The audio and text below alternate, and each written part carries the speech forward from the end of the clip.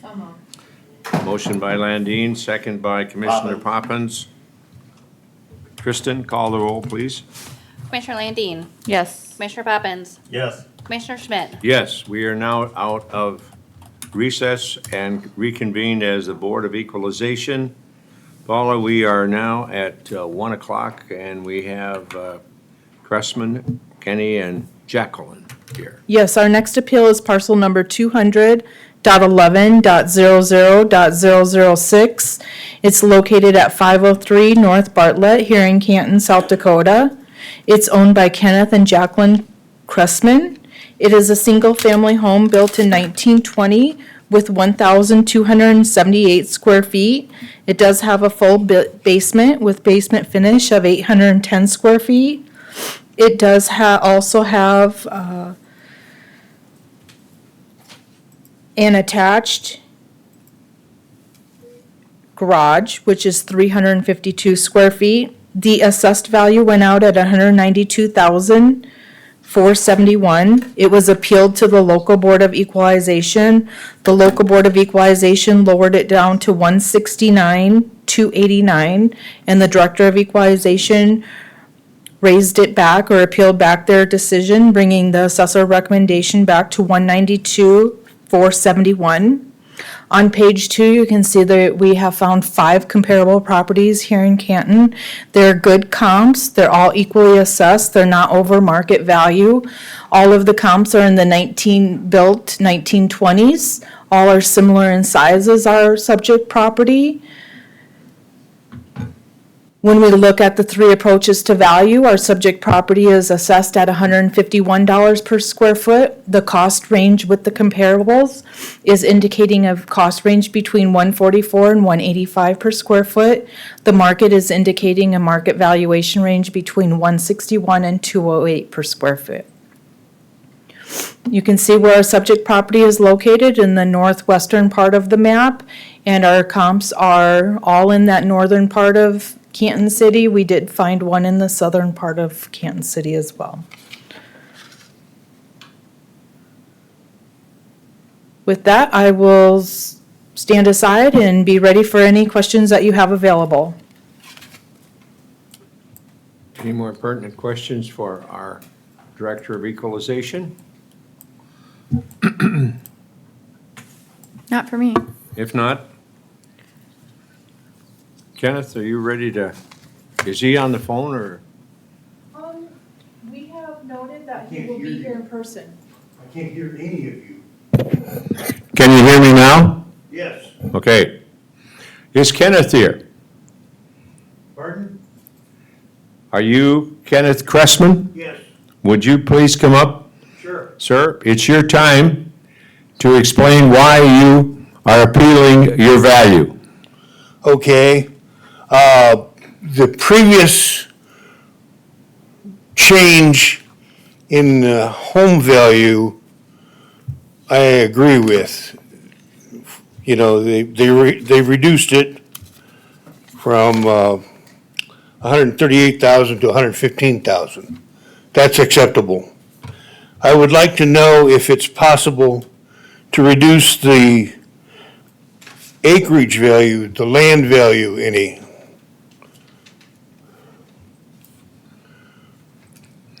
That was part of your statement, wasn't it, sir, about located next to a high-line wire that limited your ability to build? Are we talking about the same one?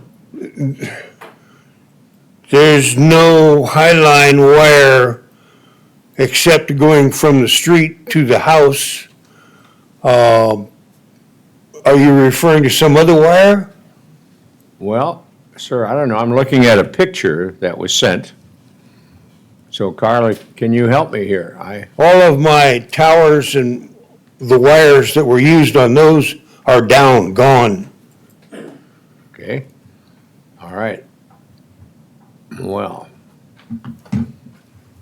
Was that part of the appellant Yeah. documents? I mean, I was looking at a picture. Maybe I was looking at the wrong picture. I apologize. Nope, that's not part of this appeal. Okay. What? whether there was any obstruction from highline wires or Oh, anything okay. like that. I don't know where that came from.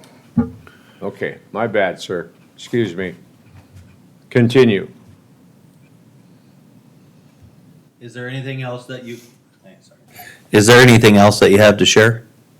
I just wanted to know if the land value can be reduced.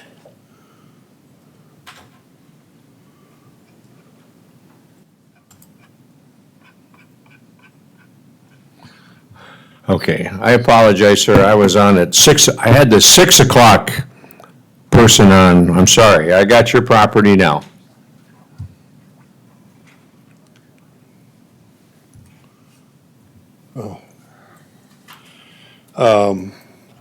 Just seems like 54,000 is awfully high for that land. Think I remember the previous value being in the 40,000s.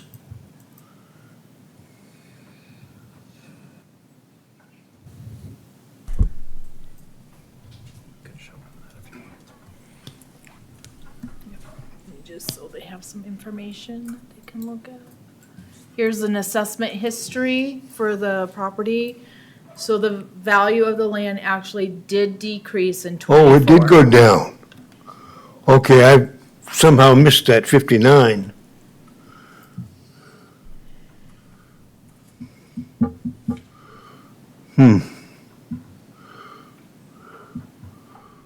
Okay, so then you don't feel it would be appropriate to lower it anymore?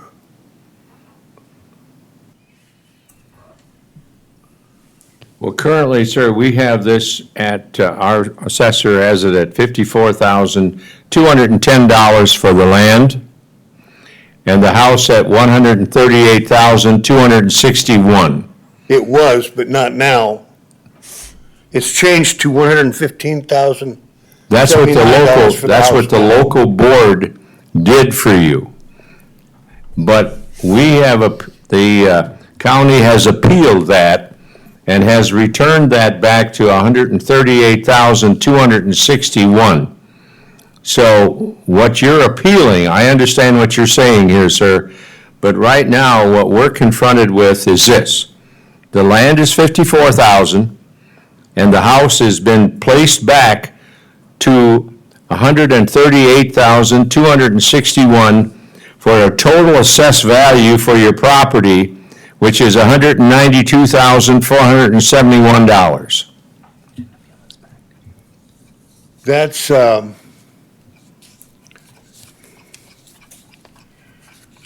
that's a $40,000 increase.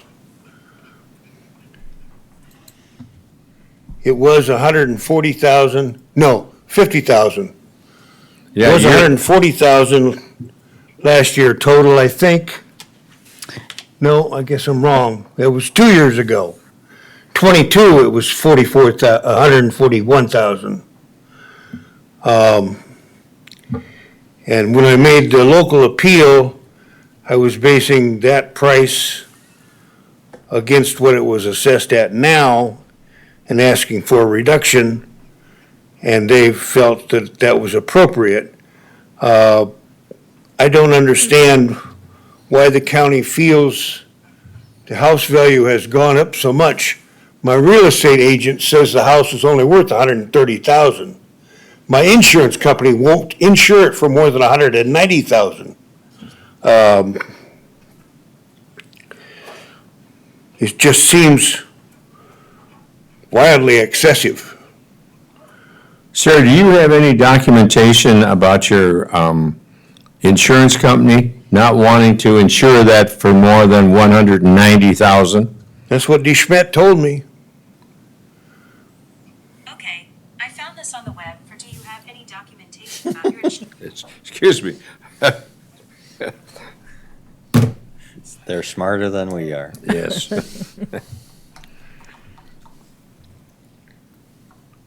Well, Commissioners, you've heard what what Mr. Cressman has asked for. What action would you like to take? I beg pardon? I said- haven't seen any evidence that the assessor's values are not correct or fair, so I'm gonna move to uphold the assessor's values. I'll second that motion. We have a motion by Commissioner Landine.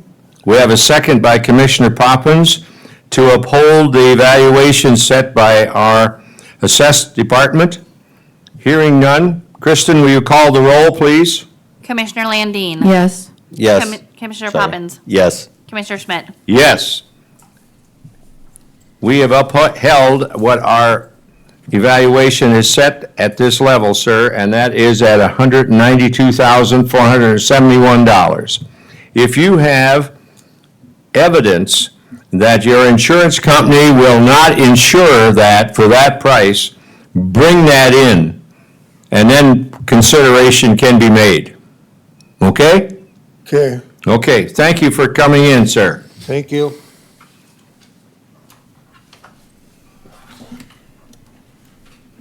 Okay, Carla, we'll go to 0009. Our next appeal is parcel number 200.14.05.009, owned by Samuel and Allison Nelson. It's located at 320 North Milwaukee here in Canton, South Dakota.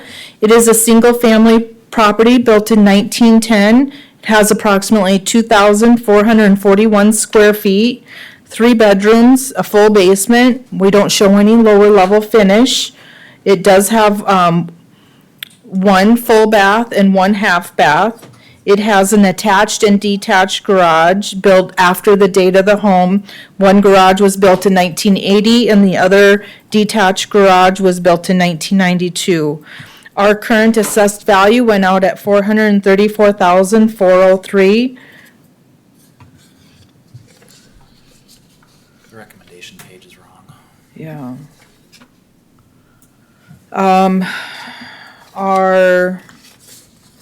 I did appeal back the local board's decision. It was lowered, the structure was lowered from 382,296 to 307,893. So I appealed the local board's decision. I do apologize. Our recommendation page is actually for the wrong property, but I can find that for you. Just give me a second. Our comparables are, we found 5 comparable properties for this property. All are the older 1900s homes with approximately the same square footage as the subject property. The sales are older. They're 2021 and 2022 sales. There weren't any current 2023 sales of this type of property. I don't know if you want this, but there's your recommendation.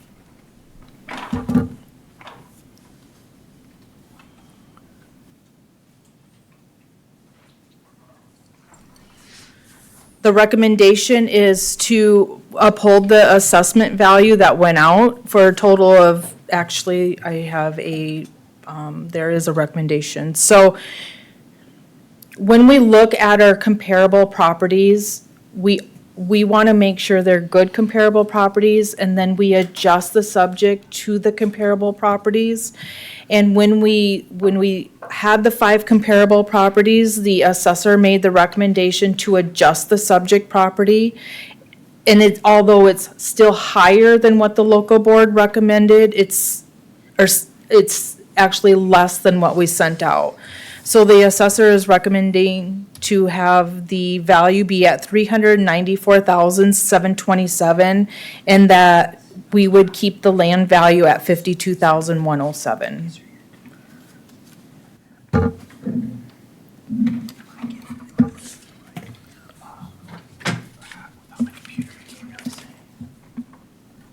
Can you show him the comparables we used? You bet. I pulled this up off Beacon today. And it's got, Well, okay. do you want to, so the commission can see? Yeah, sure. I think those were your comparables. Oh, okay. You'll have time. Okay, You'll have no, time. great. Now I'm with you. Can Okay. I borrow this one? Absolutely. Yeah. Thank you.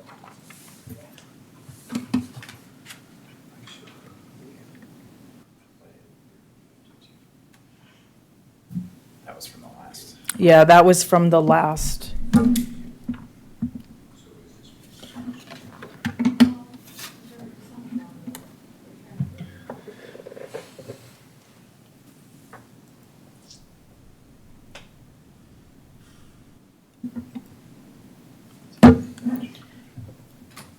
show them the recommendation page again. Oh.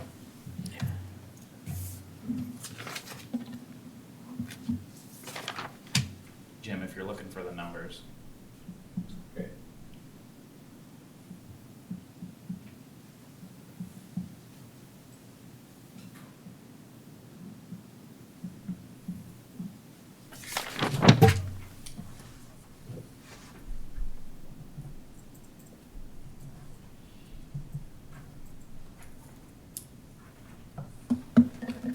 The appellant is also here. Ready when you are. Okay. Thanks. Good afternoon, everyone. What's your name and address, sir? My name is Sam Nelson. I reside at 320 North Milwaukee Street here in town. Thank you, sir. Okay. Want to talk to you just a little bit about the history here. I believe that the city, the initial city board got it right. I've seen some of these comparables before, and I guess the point that I'll start with is Comp 1 was originally used in the first assessment that we had. In that one, we had 3 homes, and Comp 1 and Comp 5 were listed. I don't recall the third one, but I didn't see Comp 2, 3, or 4 on that initial comparison. Excuse me, Comp 2 was there. But in talking about your comparables, I think it's important to note that Comp 1 and Comp 2 maybe kind of get the closest, but one has an additional 1,000 square feet and a substantially larger yard. It's also got a 2-story addition that was put on within the last 15 years. It's got a fully modern kitchen and a sunroom, upstairs. Comp 2, we use this one every year, and part of the problem is that some of these people don't come in and contest their valuations, so we're really just comparing an uncontested valuation, which I don't think is accurate or fair.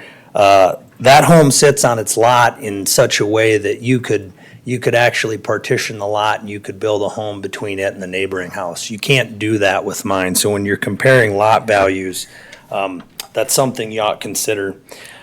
I next want to talk to you about a parcel that's down the street and around the corner from my home. It's a house of the same vintage as all the comparables. The parcel number on that is 200 TAC 45 TAC 04 TAC 006. That's 811 3rd Street.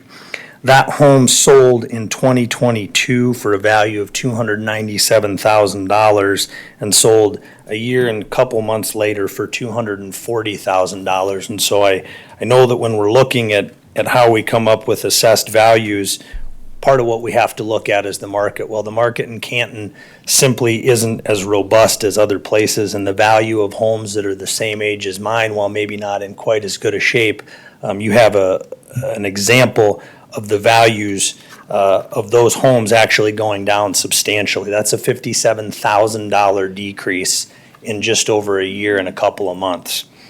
My values from the time I moved here went up.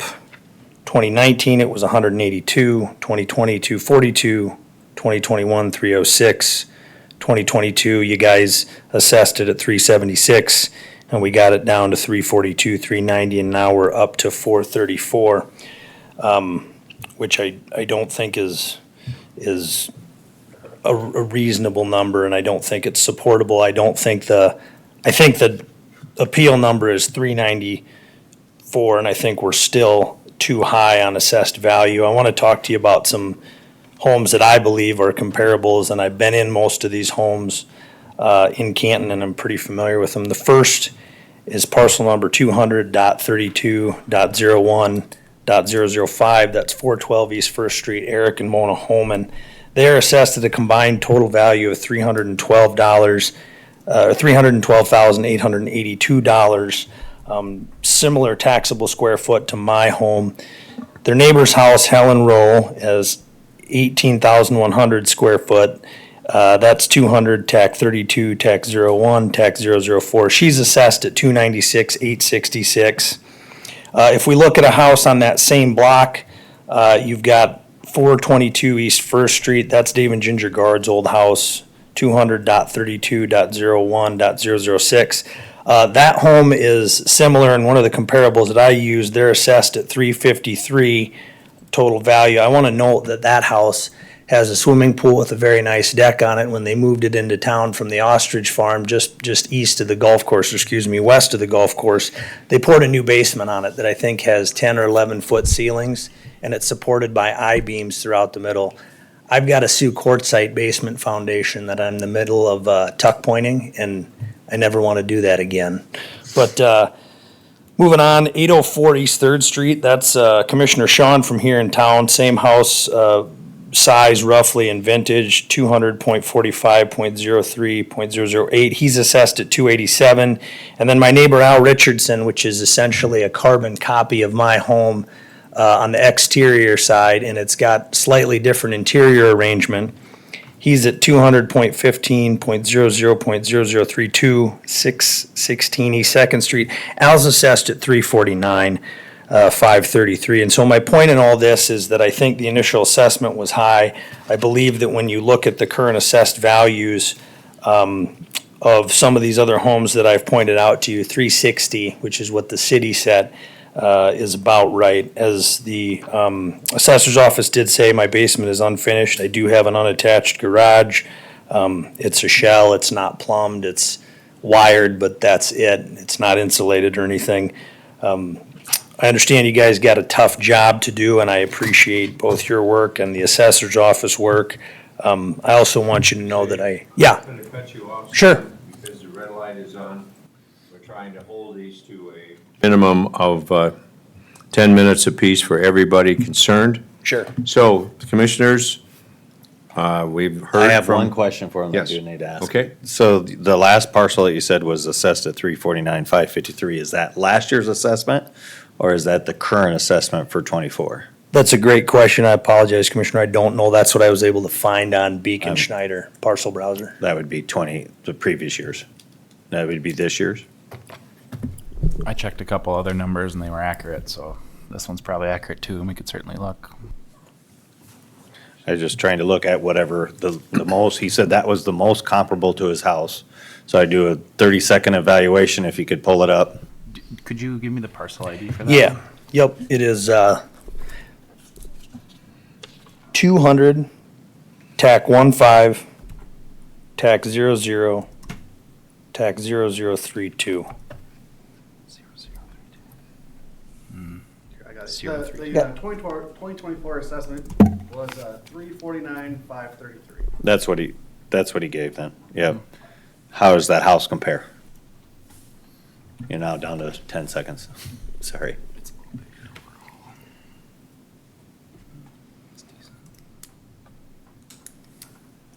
It looks like it. It does look like it's at a glance fairly comparable. Did you say fairly comparable? Fairly comparable. I mean, Okay. if it was a current sale, I would probably use it. I'm just looking For at the comparison. assessment. Yep. We're equalizing assessments, so. When was the last sale on that one? 2021.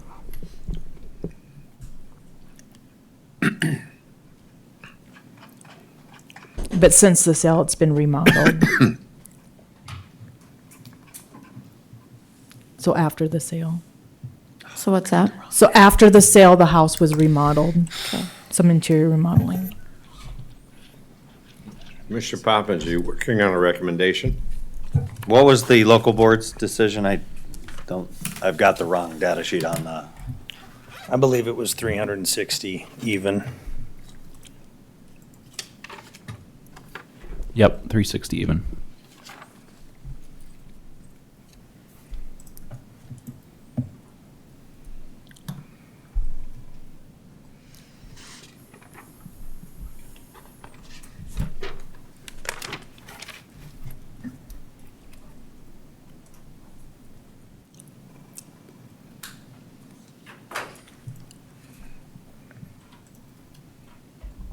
And Carly, your recommended on the structure was 342 to 620. That is correct. Mr. Chairman, I have a motion, if you're ready. Okay, we're ready. I have a motion to leave the land at 52,107, structure value at 325, 257, for a total of 377, 364. 377, 364? Yes. Do we have, excuse me, do we have a second to Commissioner Poppins' motion? I'll second. We have a second by Commissioner Landine. For the land to be RIS 52-107, the house at 325, 257, for a total of 377, 364. Kristen, will you call the roll, please? Commissioner Landine. Yes. Commissioner Poppins. Yes. Commissioner Schmidt. Yes. Motion carries. These are the new values. We thank you for coming in, Mr. Nelson. Thank you.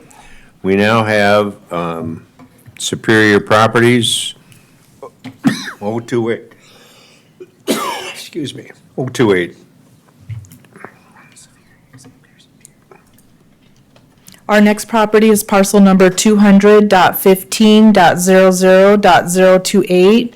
It's located at 425 North Kidder here in Canton, South Dakota. It's owned by Superior Properties. It's a single-family residence built in 1950. It has 1,380 square feet, 2 bedrooms, a full basement, no finish. It does have 1 bathroom. It also has an attached garage of 464 square feet. We sent out the assessment at $240,455. It was heard at local board. The local board lowered it to $185, even $185,000. I did appeal back the local board's decision to be heard at County Board of Equalization. The assessor's recommendation is to lower the value of the structure from $198,380 to $186,398. We did just recently do an interior walkthrough with the appellant, and based from that walkthrough, that is the reason for the recommendation. We do show 5 comparable properties that we felt were similar to the subject property. All of the sales are recent 2023 sales. Per square foot, the subject property is being assessed at $150 per square foot. The cost ranges between $114 and $215, so quite a range of cost valuation. The market's indicating a market value between $185 and $238 per square foot. The subject property is located here in blue, and then the north, or the central eastern portion of the map, and the comparable properties, we have a few up to the northern part, just west of the subject property, and a couple in the southern portion of Canton. With that, I will stand by for any questions. Any questions for our Equalization Director? If not, is there a representative from Superior Properties here? Would you step forward, please, sir, and cite your name and address? Tim Longstaff. I'm one of the owners of the Kidder Street property, but my personal address is East 2nd Street. Welcome. What information would you have for us? Well, I could make this one really easy based on Sam's house that you just, this house is half that house. You take half of that, and then you're about right on, $160,000. Wouldn't it be nice if it was just that simple? I should let you guys know I'm a licensed real estate appraiser. I've been doing this for 25 years. That house ain't worth what they got it assessed at. We've pulled comp after comp after comp. We're at about 150 to 160. I compromised when I went to the city's board and said, hey, meet me at 180 something. And I apologize, I'm not that prepared. We haven't had power at my office for 2 hours, so we're scrambling. I think the 180 is a fair compromise. What was, You don't have your information. That's unfortunate, because I would like, I Got it have all. any You should have it information. too. Yeah, I've got my comps, everything. You do have your Yeah, comp. you What's should the have it. most closest property to yours that you're using? Well, people are questioning the pool view. There was one house that sold just not like 3 houses away to the south. Pool view, much nicer home. And it adjusts out around 170. And it's right there.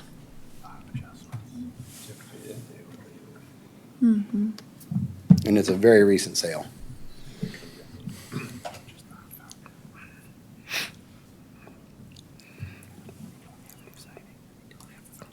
And I've got all the same parcel numbers that Mr. Nelson had. These homes are all tax assessed at 320, and they're twice the size, right in the area. Everything points at 160 to 180.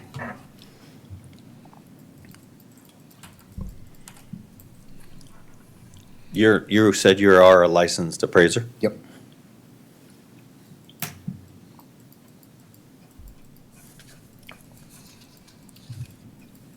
Carl, I have a question. You went through this house recently, did you Yeah. not? Pardon? You went through this house, right? We did. And the condition overall was? I mean, it looks very good from the picture I see. It's got a So we found- did note some foundation issues, but the overall condition of the home was normal, was average. Average, okay, thank you. And we have not built our foundation issue into our recommendation.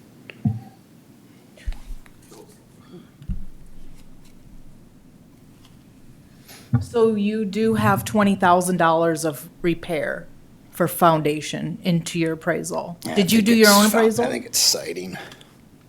Siding, it's 20,000 each. Total of 40. The comps don't look like they have new siding or foundation repairs worth 20 grand.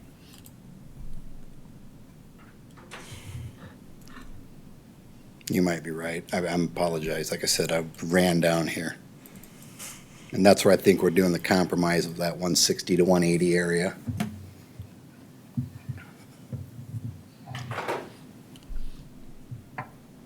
And honestly, we're just trying to keep the rents down for this poor lady. She's a sweetheart. And affordable housing does not exist in Canton right now.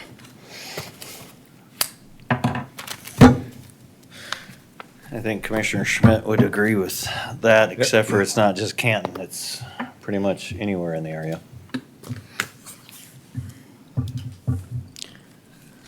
Carla, any other comment, sticking with your recommendation? I mean.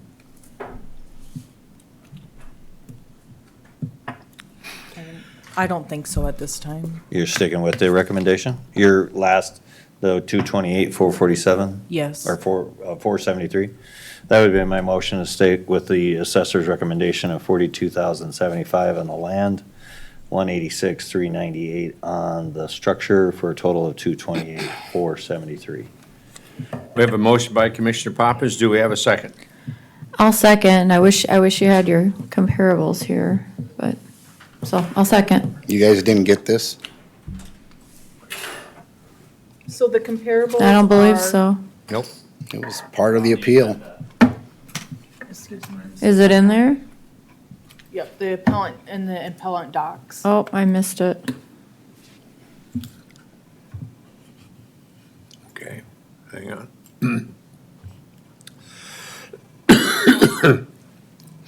And who prepared this appraisal report? I did. So would that be a violation of use path? Absolutely not. Well, I'd like to see a third-party neutral, yeah. Okay.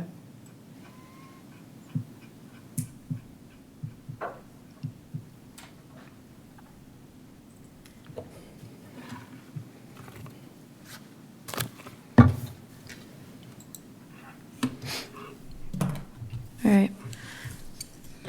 You can call the question.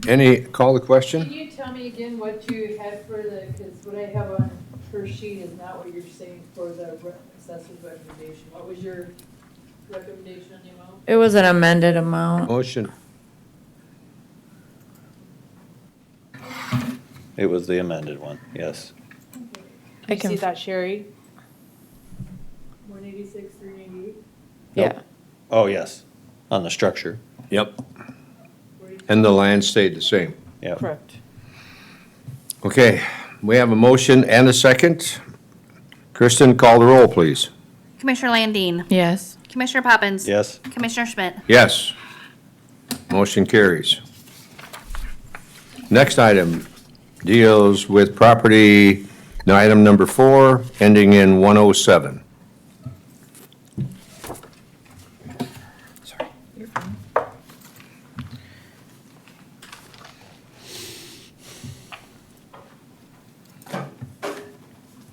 Our next appeal is parcel number 200.58.00.107. It's located at 1115 East 15th Street here in Canton. It's owned by Superior Properties. It is a storage warehouse type facility. It's a utility building essentially. It sits on 15,987 square feet.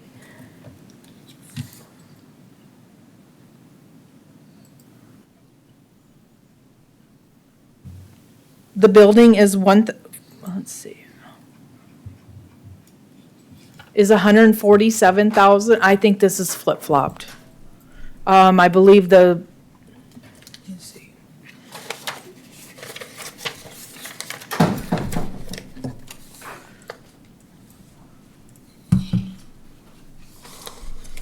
you think the land is 35,960? No? The building would 33,504 square feet. I'm gonna double check that. I thought it was about 5,000 square foot. The land is 35,960, the buildings are 147, 170. The size of the building is 5,280 square feet. The size of the lot is 15,982 square feet. What year is it built? Built in 1920, totally remodeled, exterior wise at least, in 2018, 17.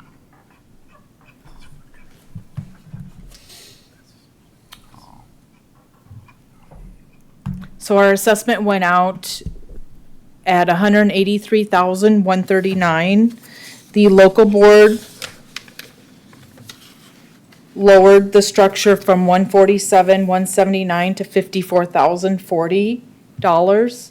I appealed the local board's decision, bringing the assessed value back on the structures to 147,179 for a total valuation of 183,139. We do show some comparable properties within our system of like buildings. Our first comparable is built in 1980, 1975 respectively. It sold for $535,000 in June of 2022. So some of these sales are a little bit older, 21 and 22 sales. It's very unique to find land with just a utility building on it. Our subject property is located in the central eastern part of the map, and our comparables are in the central part of Canton or on the western part of Canton. Price per square foot of the building is $37 per square foot. The comparable cost range, of the comparables, is between $15 and $34 a square foot. Our market is indicating a valuation between $33 and $78 per square foot. And I apologize for the errors on some of this. It looks like the building value got transposed into the information on the direct information of the building. With that, I will stand by for any questions. Any for We'll have- clarifications or questions you need from our director? If not, Tim, it's your turn to talk about this particular storage facility. What do you have for square footage? the size we have right now is 5,280 square Okay, feet. yep, no, that's right. Pretty rectangle. Wow. No, it's, not. it's pretty much a rectangle, yeah, so. Close, yeah. Again, based on market data, it's cold storage only, no heating, cooling, can't get water sewer down there, in a floodplain. It's broken up into 4 units, one we use for ourselves, just personal storage, and the other 3 are just cold storage units that we rent out to people in town here to store cars, campers, whatever they choose, so. Most recent comparable, when you don't have anything in your market, I know a couple of those sales that were up there, one of them came with like $200,000 worth of personal equipment. So obviously that price is not reflective of real estate only, it would also have personal property in it, if I'm not mistaken. Same building in Beersford just sold for $7.31 a square foot. Cold storage, no heating, no cooling, no water, no plumbing, no sewer. Not in a floodplain. Per square foot, that puts our building at $38,000 plus land value. Again, not looking for what we came up with. Definitely agree with the special counsel or whatever it was a couple weeks ago when they lowered it. I thought that was a fair compromise again. So we're just, that's all we're asking for there. Let's come back to what they agreed upon.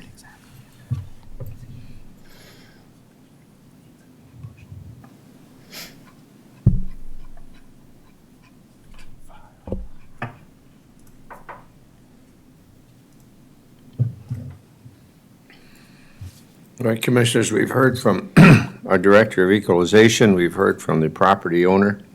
What action do we want to take?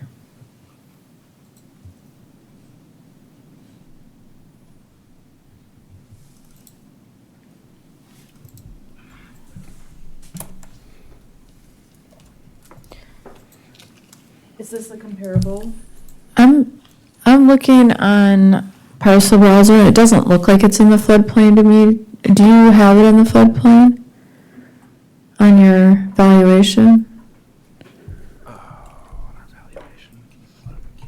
We can look that up on parcel. I've got floodplain all around it for sure. I could if I could see it.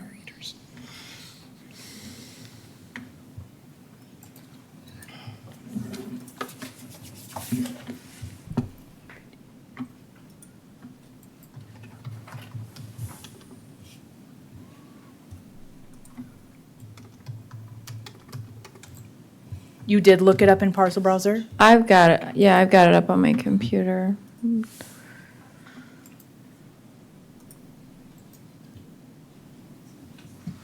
No.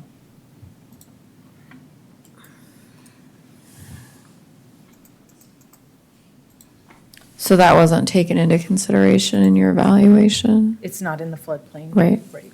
Is that a new map? That's news to us. Because we're playing floodplain rates.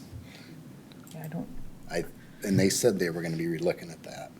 Well, I know they're redoing those maps, but FEMA is, but but we don't have that yet. To my knowledge, anyway.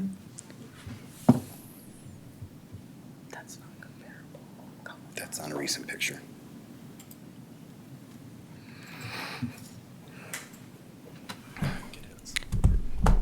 How would that have affected the valuation if it was in the floodplain? I didn't build it in because. Just, I'm asking, Carla. Oh. So currently, we don't adjust for a floodplain. Okay, We haven't found any credible verification that will allow us to make the adjustment using the sales. okay, thank you. all right, Commissioners, we've heard from both the plaintiff and our Director of Equalization on this particular parcel. What actions would you like to take? If any?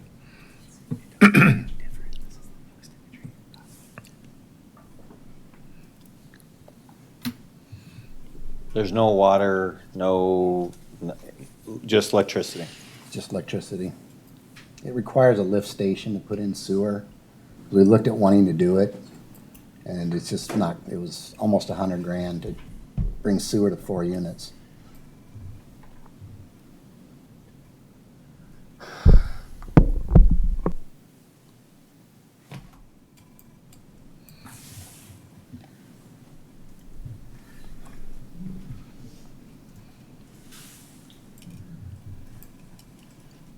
you have any suggestions?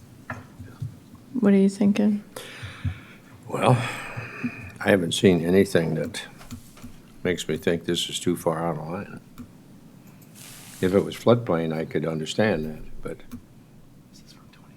it isn't, from what records. I know, it looks like Mike's thinking, so I'm, You got- I am you got trying some- to find something to I to can't. go to, but Mike, I can't find anything. I'm gonna move that we stay with the assessor's recommendation of 35,960 and the land at no, that's reversed, sorry. The land at 35,960 and the structure at 147,179 for a total of 183,139. I'll second. We have a motion by Commissioner Poppins and second by Commissioner Landine to put the land at 95,960, 147, 179 for the structure, and for a total of 183,139. Hearing no further discussions, Kristen, will you call the roll, please? Commissioner Landine. Yes. Commissioner Poppins. Yes. Commissioner Schmidt. Yes. Motion carries. Thank you for listening. Jim, we thank you for your time. Thank you for coming in. Next item is item number 5, dealing with Kristen Fike, which is 003B. And I would note, if you're looking, it looks like her notice is in the property we just reviewed in that share file. So I don't know if they got doubled up or not, but if anybody's looking for it.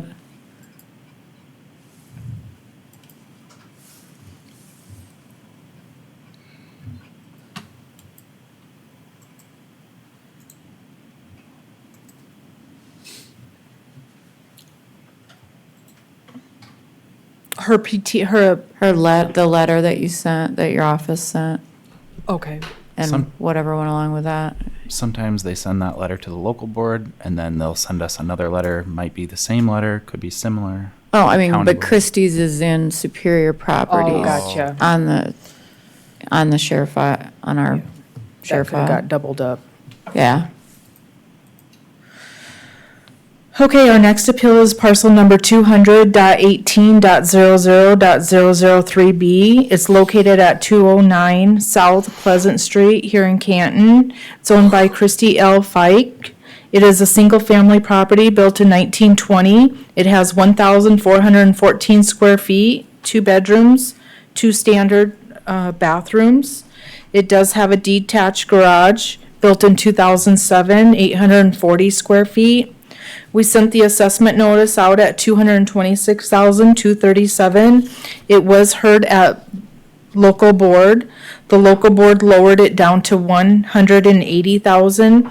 I appealed back that decision to the county's, to the County Board of Equalization, asking for the assessor recommendation to be brought back to $226,237. On page 2, you can see 5 comparables of properties that we felt were comparable to the subject property. All are built within the same year range in the early 1900s. A couple of the comps are smaller, but relatively similar in size to the subject property. The comparable sales are current sales within our 2023 range. So overall, our assessed value on the subject property is $160 per square foot, using the cost of the comparables that were shown. The range is between $133 and $217 per square foot. The market is indicating a market range between $152 and $221 per square foot. The subject property is here in the southwestern corner of the map, and the comps are scattered, but they are all in Canton.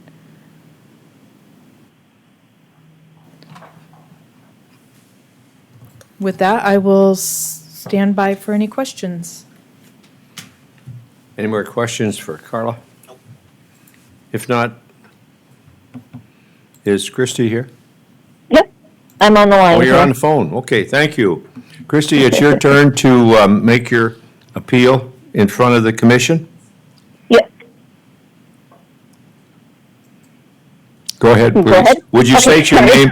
State your full name and address, please.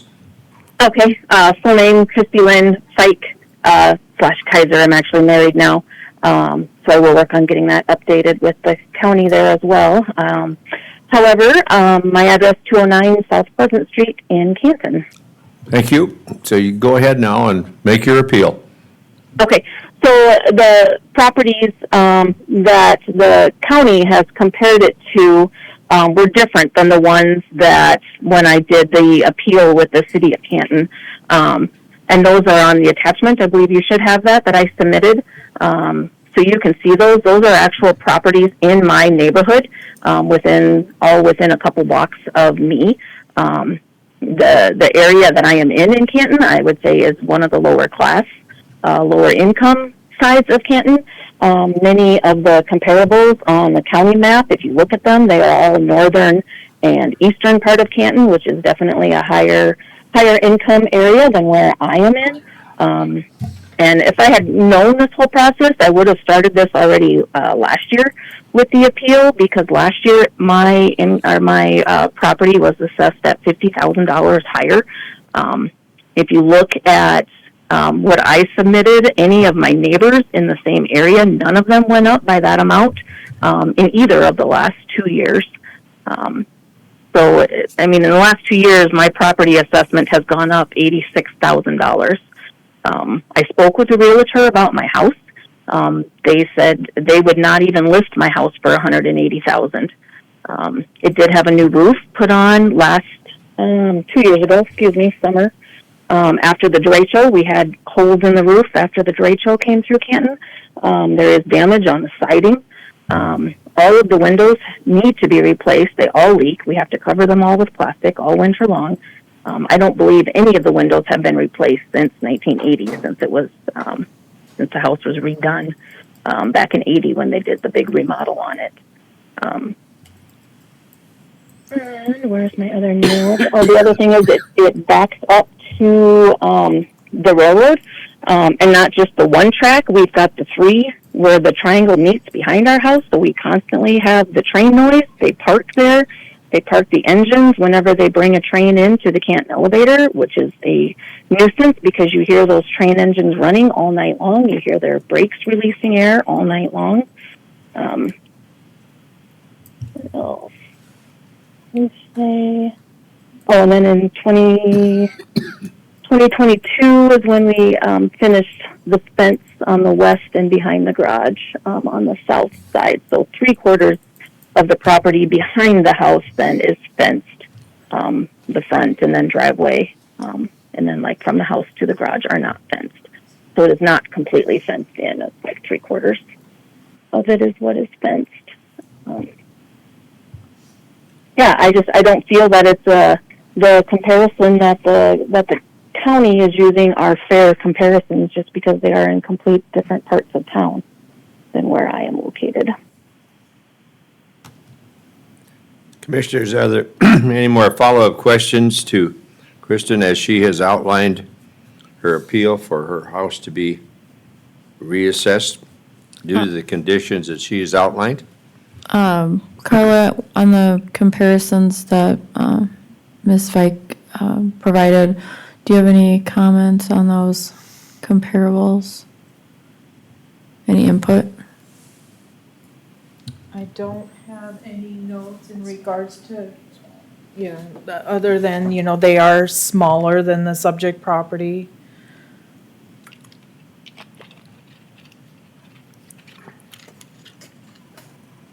I'm looking at bedrooms and baths, and most this of them are house- either 2 or 3 bedrooms. That's a comparable, that's what she's using as. And I get it, it's hard to find true comparables when we're looking at a market approach type system. But we're a cost approach system using market adjustments from all the sales in Canton. And we're not doing paired sales analysis, bedroom, bathroom, The market is to show you the range of what properties are selling for that are similar to the subject property. But I think it needs to be taken into account, where in town it is located. because there are definitely certain areas of town that are nicer than the others. My question is, was there any consideration given to that this thing is right next to a railroad? And Canton is noted for railroads that run forever and boxcars and things like that. So was We there have any easily consideration 6 trains a day. was given to that? We have not given consideration okay. to that. I have never considered that in the analysis. Not that it couldn't be, but to find homes that have sold along the railroad track, you know, you might be stretching out to a Well, it- 10-year It trying to makes your find. job, makes your guys' job about 10 times harder to find that. But I do think, honestly, that that particular, knowing the location of the house and the Canton railroads, I do think that there is some consideration for that because they do park engines there and they do run all night. And Yes, it they isn't do. the first time I've heard that. So, you know, I don't know what, I haven't looked at the numbers yet, but I do think some consideration should be given for that. That's my opinion, Commissioners. I don't have a number with you. Well, why don't you find a number and make a Pardon? suggestion? I'm not, I gotta get back to the number. I can even find where we are on the particular property's house itself. Michael, what do you think? I'm waiting for someone else on this one. Right. That's So I did bring up the parcel county property sales map, and I pulled up the appellant, which is right here, right in the blue box. This property sold along the same track for $131,000, and the assessment on it, and that's back in 2022. The current assessment on it is about $136,000. So we're just slightly over a 2022 sale on that. Okay. And that's what if it was directly impacted at the time in 2022, we would have seen it in that assessed value probably. This is a 24 value against a 22 sale. And do you know when the last time was that you were allowed into the property?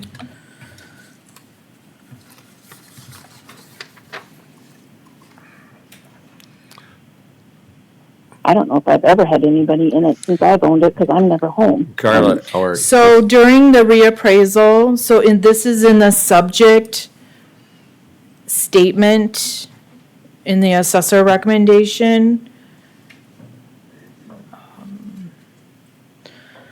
We did an exterior inspection in August of 2019. The home was in very good condition. The roof, siding, and windows and doors are all in good shape. On this date, there was someone at the door that advised the assessor they were not allowed to measure or take any pictures of the residence. A door hanger for the owner was left to schedule an appointment, but the equalization office was never contacted. I have a question on the sale of the house that you said was located to the railroad. Not making differentiation, but there is a marked difference between the north end of where the railroad runs and the south end. So was this property that was sold at that price, was that on the north side, It was right next to the appellant. right next Right, door? the very same next door neighbor to the north. There was also a bare lot sale, 2 lots up from the subject property, and that bare lot sale sold for $60,000 in the same location, which is one of very few bare lot sales we get here in Canton. All I know is I've been living there. I don't like, not that you don't like railroads, but it's an annoying situation, so. I'm gonna make a motion to You can make a motion, uphold- Commissioner. Uphold the assessor's valuations. We have a motion to uphold the assessor's You have a valuation. second. Commissioner Poppins? You have a second. We have a second, and that is to uphold the commissioners at $35,000 for the property, land, $190 for the 538 for the house, and a total of $226,237. Kristen, call the roll, please. Commissioner Landine. Yes. Commissioner Poppins. Yes. Commissioner Schmidt. Reluctantly, yes. Not that I think you guys didn't do a good job, but I'm just don't like railroads and I feel for them. Unfortunately, it seems I like the just don't buyer's market understand how doesn't my seem to house mind can it. go up Okay, we thank over you. $100,000 in 5 years, not even 5 years. I know that we ourselves have looked at purchasing property near a railroad and Yeah. the Okay. appraisals came back pretty high. Yeah. We thank you, Kristen. I'm sorry we didn't do more, but that's where it is, and that's the property. We have to live with what, and our assessors has to live with what they have to deal with. I mean, they just don't pick these things out of the air. They got a tough job. Okay, we have number 6 coming up, which is Laura Weebly. I understand that. Laura, good to see you. 004. Our next appeal is parcel number 200.21.00.004. It's located at 619 South Pleasant Street here in Canton, South Dakota. It's owned by Lori S. Wiebe. It is a single-family home built in 1925. It has 1,234 square feet, 2 bedrooms, 2 bathrooms. It does have a detached garage built in 2003. The assessed value went out at $212,699. This was appealed to the local board. The local board lowered the value to $194,038. I did appeal back the local board's decision, bringing the assessor recommendation back to its original value of $212,699. We do show some 5 comparables that we thought were similar to the subject property. We also put into consideration some lower level finish. That was part of, the appraiser felt that that was information that was credible for today's appeal, because some of the homes have more lower level finish than the appellant. So after we did the breakdown of the lower level, we gave you some new prices per square foot, just to keep this transparent. Currently, the subject property is assessed at $172 per square foot. The cost range using the comparables that we showed put the range between $115 and $200 per square foot. The market's indicating a range between $161 and $243 per square foot. Our comparables are all within Canton. 3 of the sales are within that same neighborhood as the subject property. A couple of the properties were in the northern part of Canton. Comp 3 is very similar to the subject, although the lot is a little bit larger. So we held the most weight on comparable number 3.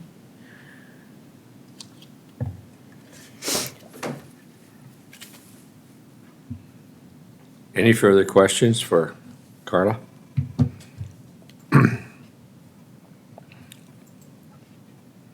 If not, Lori, come on up and give your name and address and give your appeal. Okay. Lori Wiebe, 619 South Pleasant Street, Canton, South Dakota. Okay, so I've written a letter, I don't know if you wrote it or not, about everything that the property would need to be brought up to the value that they're saying. But one of my questions, I'm not sure if this is the appropriate time, is I was trying to do some comparables myself, and I'd like to just start with the lot. I printed this off. This is for sale right now on the east side of Canton. Are you familiar with that? It's 7 acres for $155,000. And I printed, yeah, it's a listing today. So that comes out to about $22,000 for a lot. And I do have a pretty big lot, and it is assessed separately from my home. It was, I believe it was $15,000 quite a while ago, and now and then it went up to 30, and now it's wanting to be $39,000. I too have property behind my house. There is no access to it. I also live close to the railroad tracks, but I don't feel like that is a factor with me. It's about 2 blocks to my north, and the trains sit there too, but that isn't my concern. But I am abutted to a farm, little piece of farmland right at my backyard with a creek, and that lot has flooded several times since I've lived there. And my question on the lot only, which is different than the house, is how it came up with the 139 is my question there. And then my appraisal from last year, I was here last year and there was a little bit of a compromise made. But as you can see on those charts, how much it has gone from 2020 to 2024. It's almost 100,000. And again, I bought this property because it is in the lower part of town.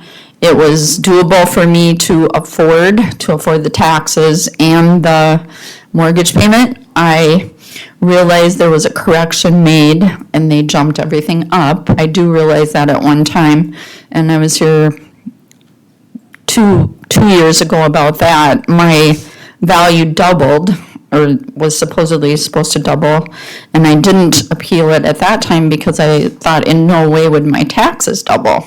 But they did, and there was a compromise made there. There was a compromise made last year, and now the assessor, it would jump $60,000 in 1 year from what it was last year to this year.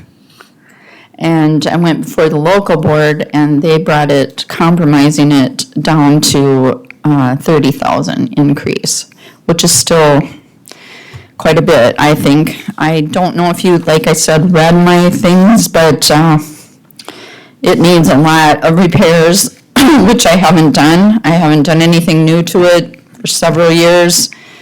I haven't even painted on the inside or the outside. The basement is not finished. I'm not sure if I heard you right on that, Carla. There's a hodgepodge bedroom set up down the basement, but my basement is not finished. I don't know if you said that or not. You said it was finished? So we have 189 square feet of lower level finish, but it's minimal finish. So Minimal, yeah. It's not like finished like the upstairs. It's- Right. That's exactly right. Okay. Okay. That is exactly right. That's a little thing. I did some comparables myself, and right now, the sale is pending on one on 220 North Kimball for $249. And it's got about 600 more square feet than I do. It's totally remodeled, totally redone. And I just don't think that 212 is a fair comparison in that. There's also several multi-dwelling places in town for sale right now for $325,000. They're apartment buildings.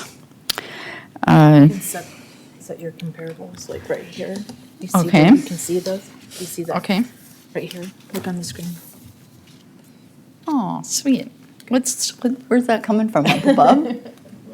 Okay, so I'm gonna do the one I just talked about, and that is right here. And this one is sale pending.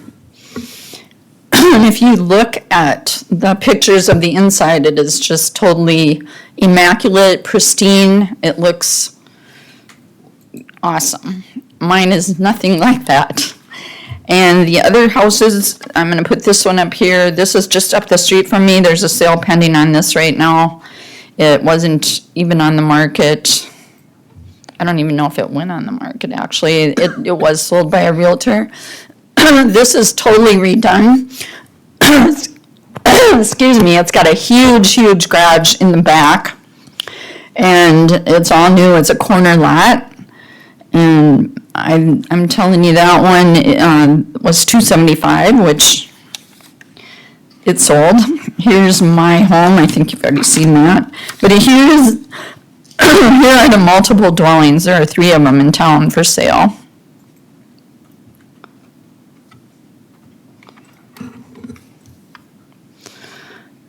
For 325,000.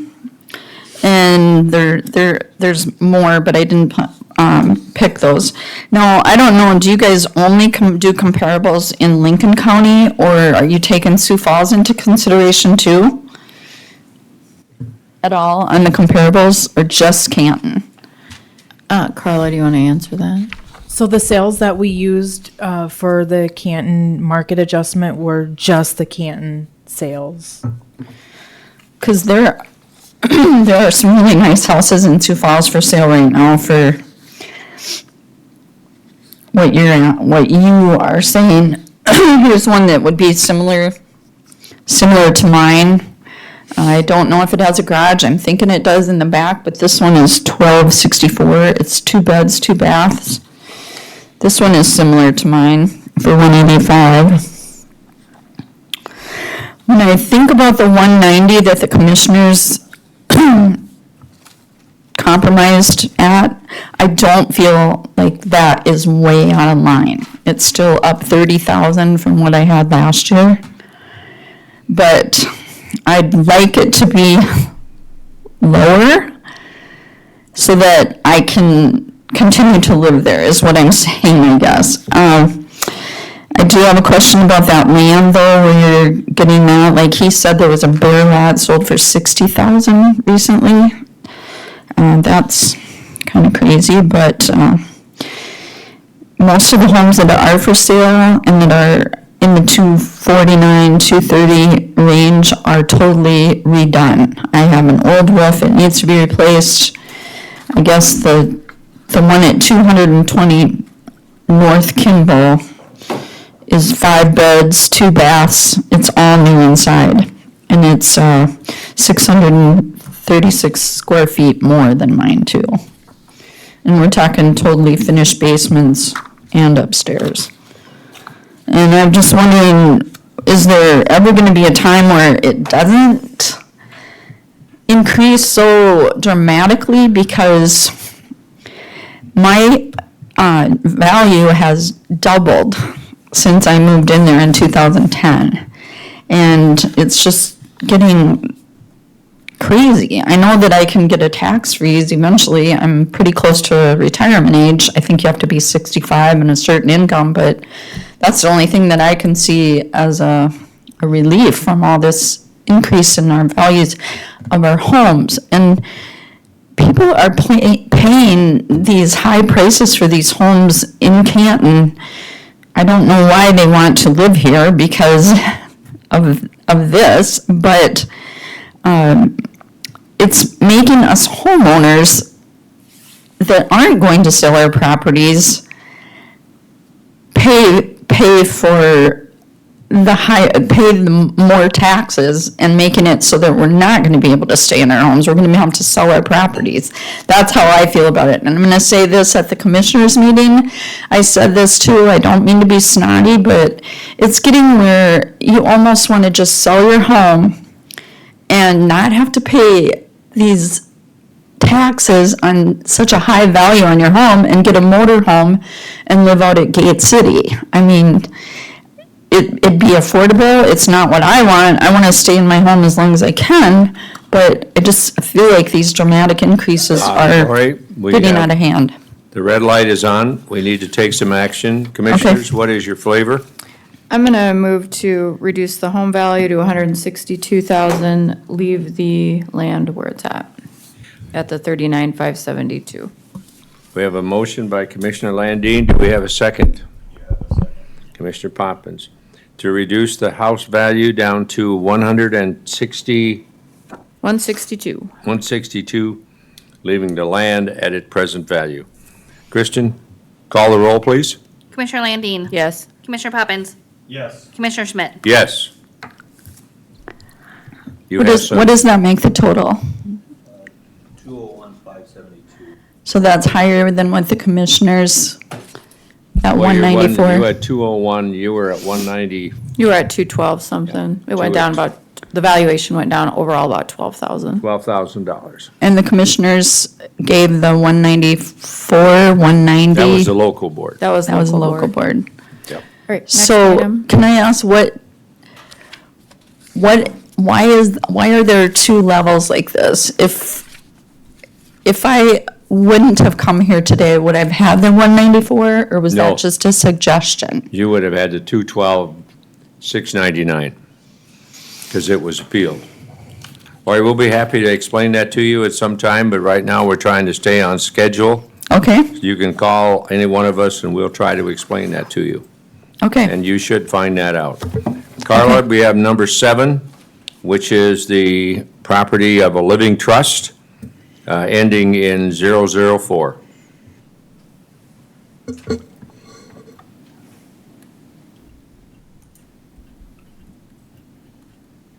Our next appeal is parcel number 200.32.11.004. It's located at 606 East Elder here in Canton, South Dakota.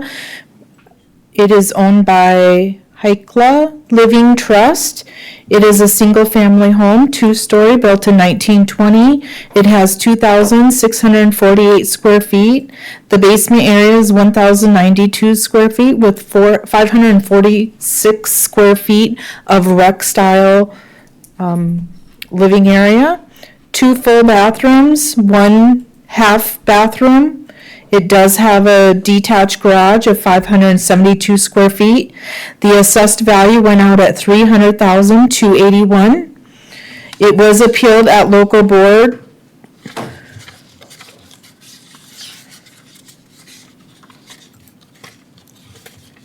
And the appellant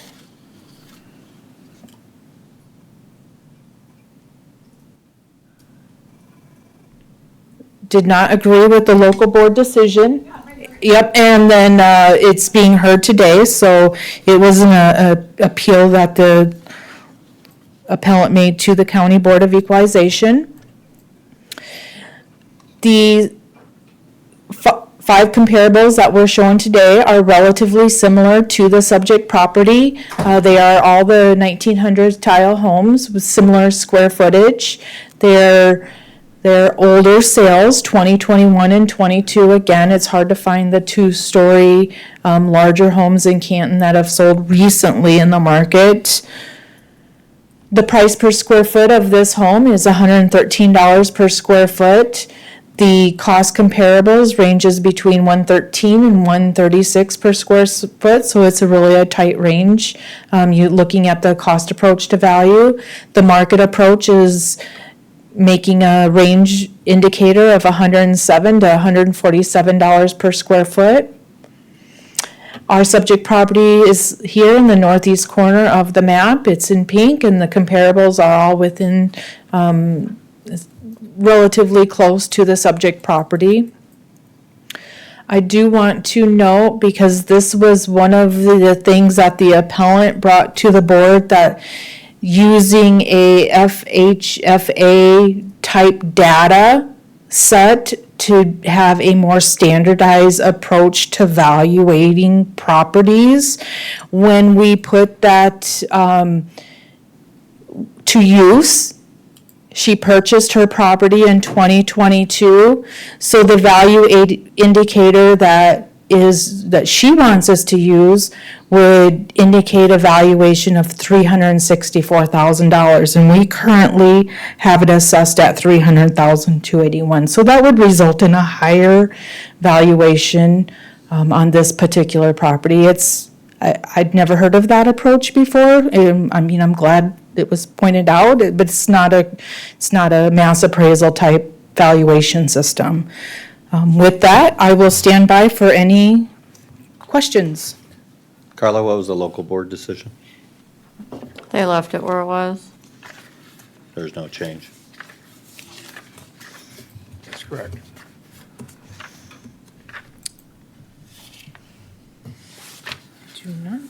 Let me look at the PT 17. It says no change to it. No Sorry, change, thank you. okay, Change. yep, no change. Okay, will the spokesperson for the Living Trust come forward? Give your name and address, please. Hi, I'm Rebecca Heikela. I live at 606 East Elder in Canton. and I live there with my husband Jason and our 3 kids. Okay. We've lived there for 20 years. We bought the house from Verge Waltoff Estate from Michelle and Mike and Mark. Can you go back to that one graph that you showed? Because it's different than the one that I have. Because this is stating the previous. Right. Purchase quarter isn't. Right, but this is the quarter that I wanted to show from, okay, that's the quarter that I wanted to show.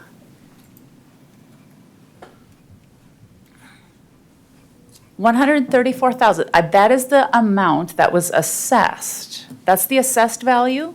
Or no, that's actually the quarter that I purchased the house. That is when I bought the house. That's what the Right. graph is supposed to show. When you purchased the home. Okay. Versus today's value. Okay, but actually, we refinanced the house in 2020. Okay, and so the house was reappraised in 2020 for $196,576.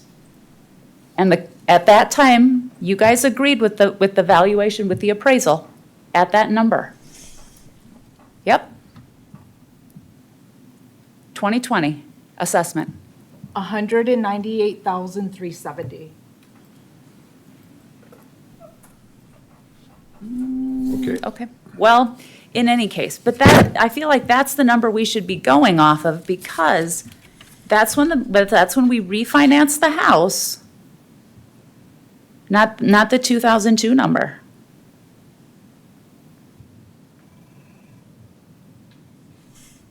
And then you can enter it in from there, but it wouldn't come out at 300 and some thousand. In any case, I'm not necessarily here today appealing the number that's assessed.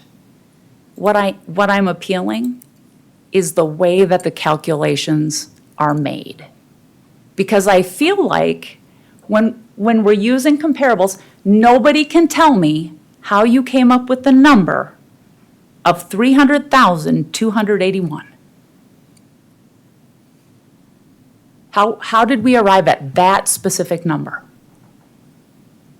Carla, do you have Carla, input on that? Go Absolutely. ahead. All right. Yep, That's we what have a cost valuation sheet. It's Okay. open. If you request it as a property owner, I you can did. get it. I requested it in 2 emails. I requested it from 3 different people on the phone. Yeah.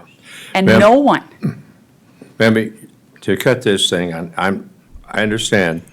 If you wish, I'm sure we will be able to secure that information, which will explain to you I'd like it today. how it, Have you presented all the information for your appeal, ma'am? No. I'd like to show this. Can I have the camera on this document? If you hit that dot cam button right to the right.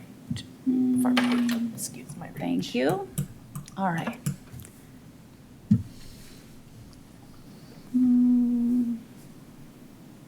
There we go. This, for the record, is the view from my yard. This is what I live next to. This is, if you feel like this is a $300,000 property, this is what I see, this is what I live next to. Then keep the value. if you live next door, have you made that plain to the city that that's? I've contacted the police department, I've contacted the city, I've contacted everybody I can think to contact many, many, many, many times. Their response is, it's private property, there's nothing we can do about it. Can you print our property card? I will never be able to sell my house with that next door. And if anybody in this room wants to hand me a check for $300,000 today and live next to it, along with the noise and chaos that comes along, please let me know.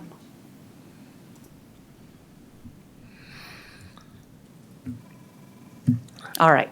Thank you. Commissioners, we've heard from our auditor, or from our equalization, we've heard from the appellant. Would, any recommendations coming forward?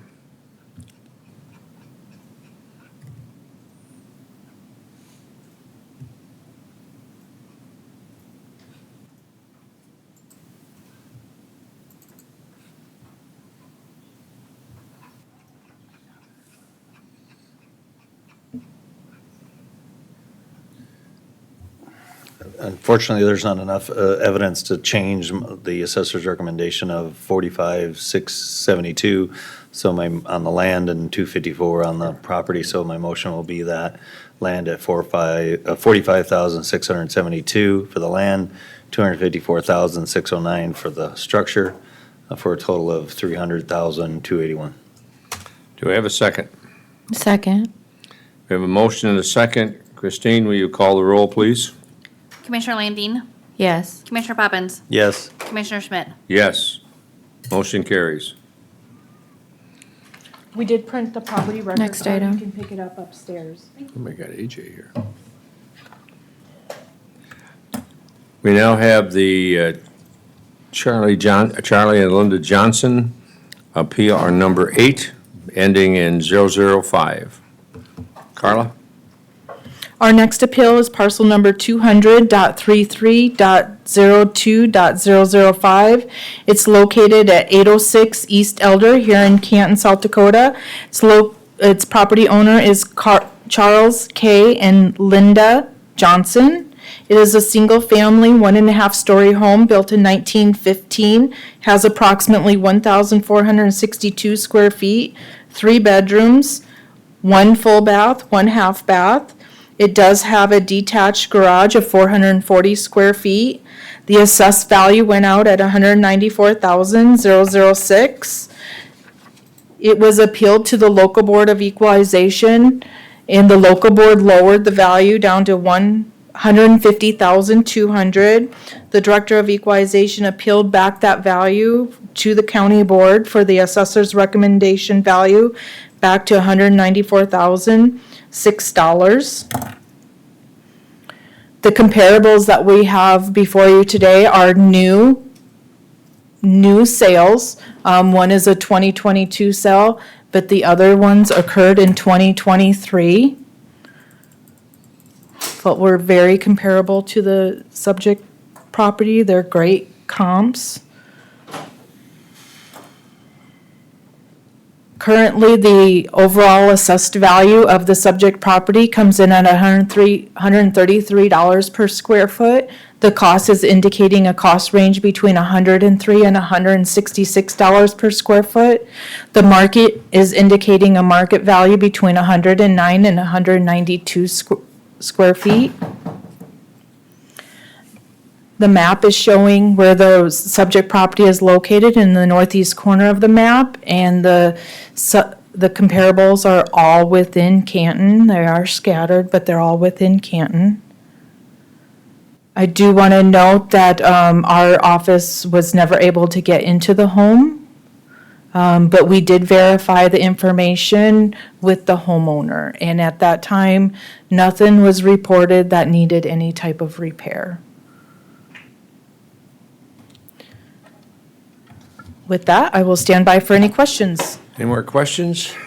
Hearing none. Just attach it to whatever, or email it. Thanks. Charles and Linda, do you want to come forward and please give your name and address and then make your appeal? My name is Charles K. Johnson, 806 East Elter Street in Canton, South Dakota. I'm Linda, the same address. Okay. Okay, just to know, I can't hear very well. I got something going on with my ears, so he's going to do most of the talking. Okay, Linda, we understand. I'm not going to do most of the talking. I don't know what you're talking about. Because I'm talking, he has to I translate. was going to say you don't have to hear to talk. So, we had gone to the local board at the city, and we just discussed with them that we don't feel that our house is really assessed at the correct price. We've really not done, the major update we've ever done to our house is we did have to get a new roof, as we had stated with them that our house was leaking, and obviously we needed a new roof. That's a major thing. Our house is not worth what it is assessed at.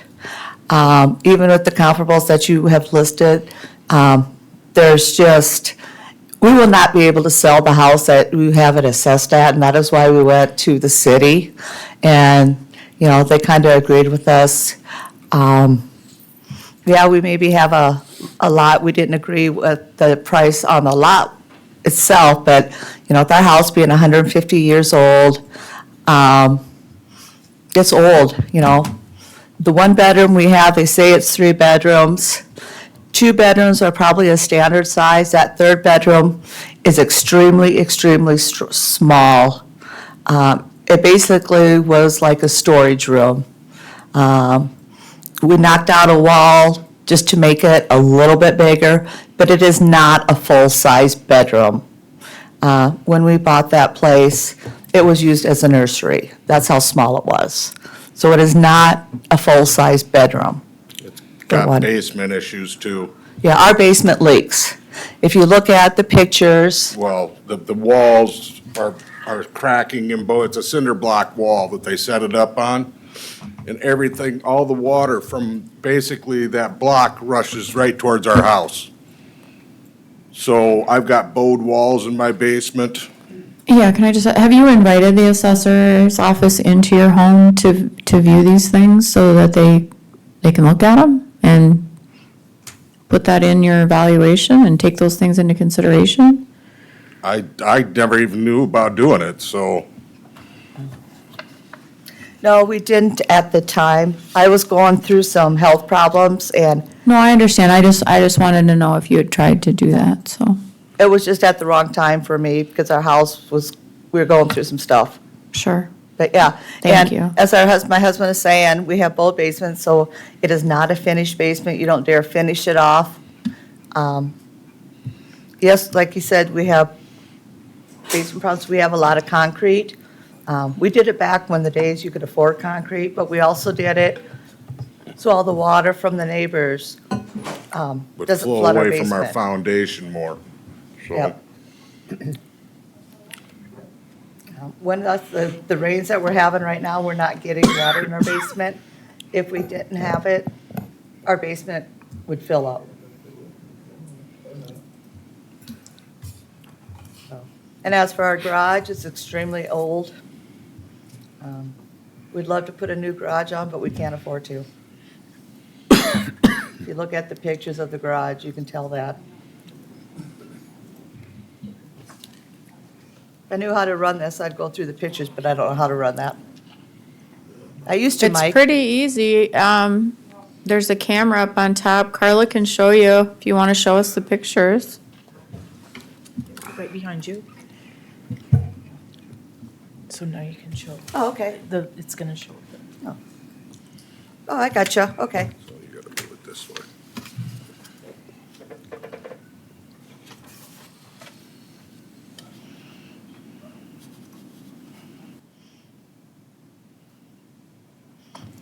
Oh, not that one. Let's That's not see. that one. Oh, here, this one. That's not ours. Oh, that's not ours. Yeah, do you have your own photos? I think we have those photos. No, I don't. I don't take pictures of my house. Why would I? Well, it might have helped you out today. Okay, here's there's one. one at the garage. Well, it's kind of upside down there to show you. It's upside down. Let's see if it'll go that way. Scoot it up a little bit. There. Yeah, we have those Yeah, pictures. there's our garage right there. See, it's old. We tried painting it. Got It the is- old sliding doors on it, it's, We have those photos. What I'm more interested in is whether you had photos of the damage in your basement and the other things that you've talked about today. Old walls in your We basement. talked about having that company come in, Blackburn, but that's expensive too. that was very expensive to have them come in. It was cheaper to pour concrete than have them come in and fix our basement. And the windows, we don't have egress windows in there. So, So, just seemed like your guys' prices went up quite a bit. I mean, Everybody's did, unfortunately.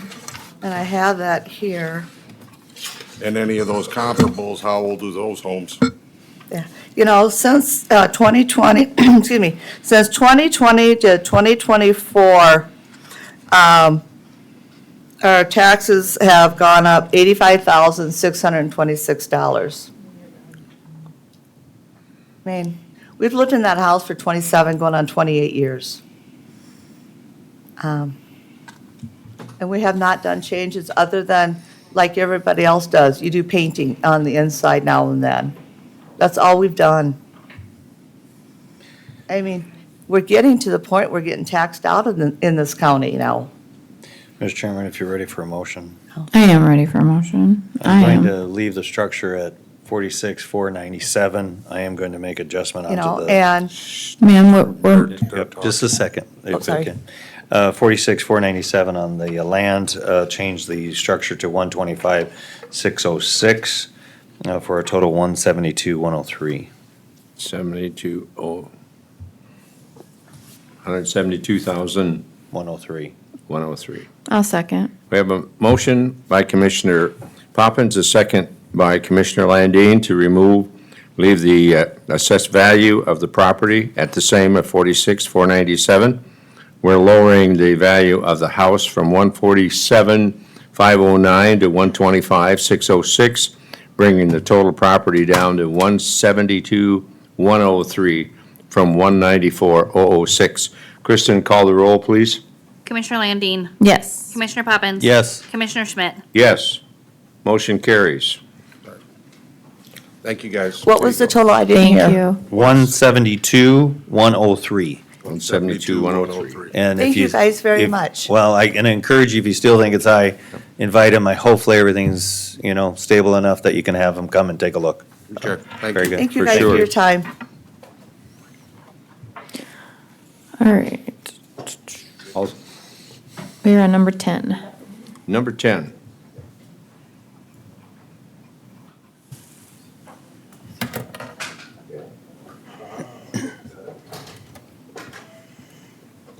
We have Theodore and Dawn Dykstra. So just so the commissioners know, I did have phone conversation with Mr. Dykstra last Friday, and he said it was just a minimum increase, but he was more concerned about his taxes and any relief programs he's hoping to qualify for. He will not be present, and he doesn't want a phone call, and he had no additional paperwork to provide for today's meeting. Why don't you just read the parcel number then for the record, and Yeah. we can move forward.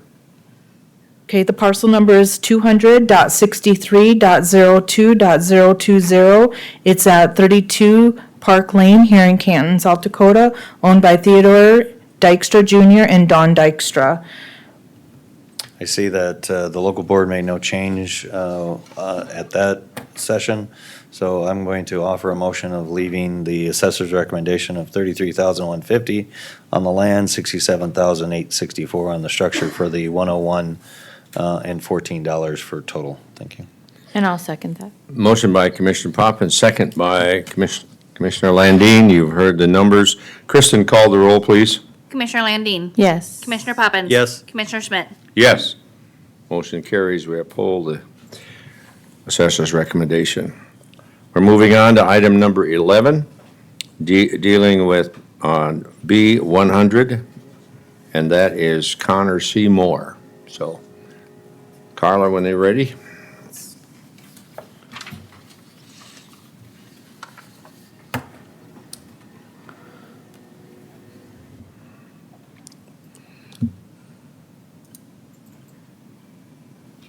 Our next appeal is parcel number 098.50.28.B100.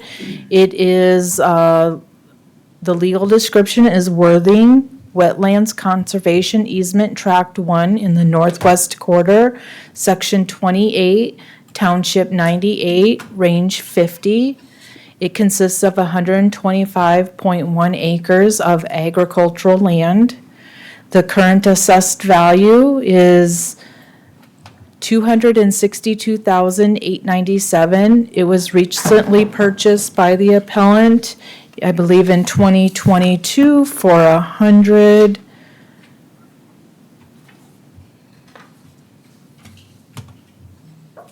I'll get back to that. We'll go back to the recent sale, but it is currently being valued on the productivity system using the soil and the soil ratings. It was heard at local board. Local board lowered the value to $154,000. I appealed back the local board value to be heard at the county level for consideration. We're recommending no change to the assessment. And one of the reasons why, number one, is because to make any ag land adjustments for any given years, there is a date, an application that the appellant or the property owner would have to fill out, and that document needs to be submitted to us by September 1 to be considered for the next year assessment. So that is a recommendation for the appellant for next year's assessment. I will tell you that we had an internal audit of our soils and our soils rating. There were a handful of parcels where previous management had created a soil type for specific properties. And during our 2022 audit, this was discovered, and then Department of Revenue came in and said we needed to convert those soil types that were put on the books and make it be the correct soil type. So that is what I did, and that's why this appellant saw such a large increase in their assessments. I am scrolling through the information from the Department of Revenue in regards to any adjustments to agricultural land. There are certain criteria that we must look at in looking at the productivity evaluation, and the form is due by September 1. This shows where the type of soil that was being adjusted for was a worthing soil, and they put a 2 class behind it. Well, there was no such soil in our Table 1 ratings from the Department of Revenue. So within the internal audit, we were to put this soil rating back to the original soil rating that it should be, which again resulted in an increase in the assessed valuation. It was a substantial increase. You had a sale amount on a certain date? Yeah, $182,454 on September 30th, 2022. Thank you. Which did include an additional 4 acres. No building eligibility, same type of parcel. Can you repeat that number for me, Ethan? You said 180. 182,454. Can you, from the information you have, can you believe it's an arm length I transaction? can't speak about this one, though. I do have to excuse myself from this one. I have a personal relationship with the appellant. Oh, okay, Carla, can you tell me if you believe that this is an arm length transaction or not, or? Yes, yeah, okay. Yes, it was an Okay. arm's length transaction. Thank you. Are there any further questions for Carla at this time? If not, we'll invite Connor to come up. Please say your name and your address, Connor, in front of the commission. Hello, my name is Connor Moore. I'm here to appeal the assessment value of parcel 0985028B100. And what's your address, living address? 601 East 18th Street, Sioux Falls, South Dakota. Thank you. I just prepared some notes, so I'm going to read them off. But I purchased the property in October of 2022. I purchased it as a hunting property with the knowledge of its appraised value of $103,000. In the first year of owning the property, the value was raised to over $250,000, a 143% increase. I appealed it last year to my local board on the basis of the purchase price, which was $182,000 as its market value, as well as the inability to profit from the property. This property is a WRP, perpetual conservation easement. This easement does not allow for any development and only allows for grazing 2 months of the year and haying once every 4 years. The property is a wetland entirely in the floodplain, with 40% of it covered in cattails. This increased value is appraising the land as farmland, which is not allowed under the federal easement. I proposed an appealed value of $154,000, which was 20% of my purchase price, and a 50% increase from when I purchased the property 5 months earlier. My appealed value was accepted by the local board and then by the county. This year, I received my assessment notice on February 26th. Again, my value was raised substantially to $262,000, a 155% increase from when I purchased the property less than 17 months ago, and a 70% increase from my last year's appealed value of $154,000. I appealed this again on the same basis to my local board, which voted again to reduce the value back to $154,000. The county appealed this local ruling. The reason given is listed there as the deadline for the application for the reduction on ag land is September 1st for next year's assessment. No application was submitted thus far, so assessor recommends no change. This is true. I did not submit this application because I was under the impression that the appealed value from last year would be upheld until I received the assessment notice in February after this September deadline. Now that I'm aware of the existence of this application, I will submit it this year prior to the September deadline. I propose that my value revert back to $154,000 for 2024 to await the results of this application. Are there further questions for Connor?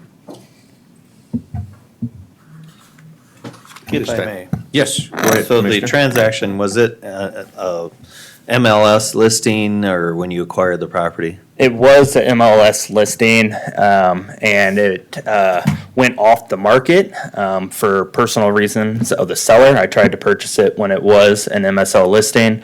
I had reached out to the seller after he took it off the market and told him to reach out to me if he ever wanted to sell it again. He did reach out to me, and then I offered him the $182,000. Which was, I think, 6% less than the original asking price on the MSL listing.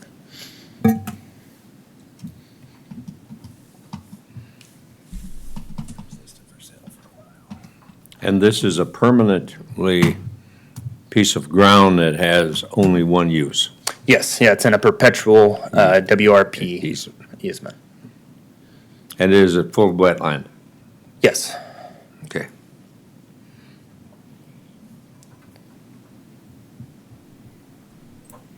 Commissioner Poppins, you got a number? Yeah.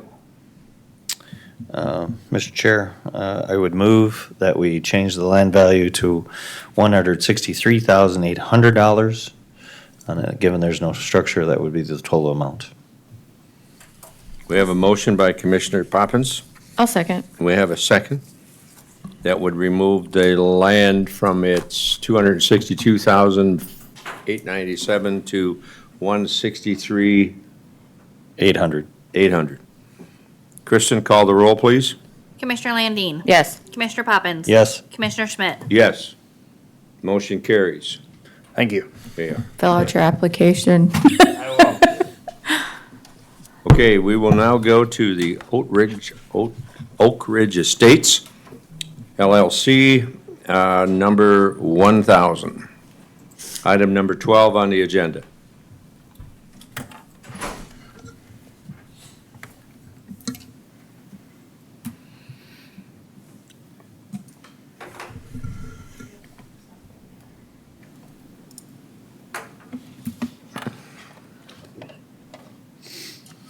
Our next appeal is parcel number 099.49.02.1000.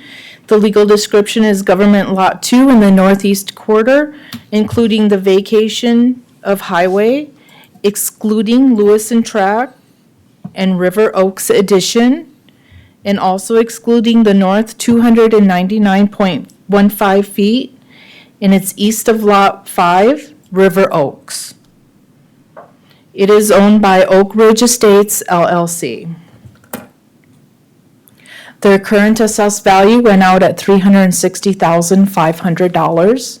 It was appealed to the local board of equalization. The local board lowered it to $138,302. I appealed the local board's decision stating that the property was not over market value and assessed equally to like properties. On page 2, you can see where we have some comparable properties that have sold, one of which is also the sale of the properties. It was a multi-parcel sale. The purchase price for the entire property was $1,125,000 back in 2021. And our current assessed value is still under the purchase price.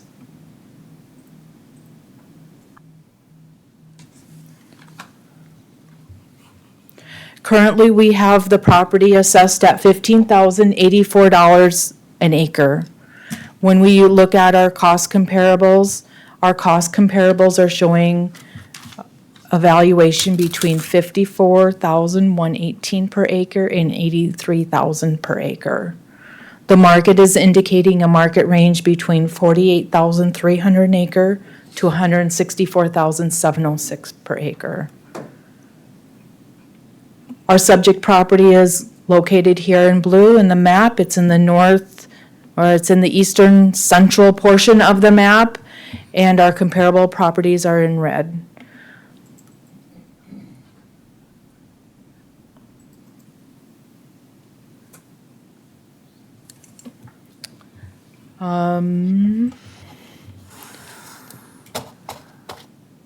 I don't have any additional comments to make on this particular property. Are there further questions for Carla at this time? If not, will the spokesperson for Oak Ridge please come forward, give their name and their address? A.J. Swanson. I'm an attorney admitted to practice in this state. My address is 452 rather, 482nd Avenue, Canton. Excuse me. I do have just a brief written comment and a map that I would like to pass out, if I may at this time. You certainly can, sir.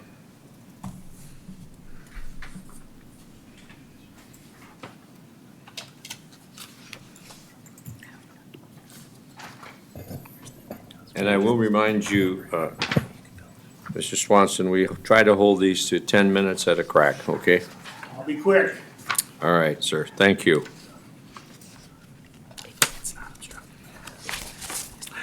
I'm going to propose, and I know that the assessor did not speak to the next case, but these two cases are inextricably linked because they're both adjacent parcels, so, and they have the same affliction.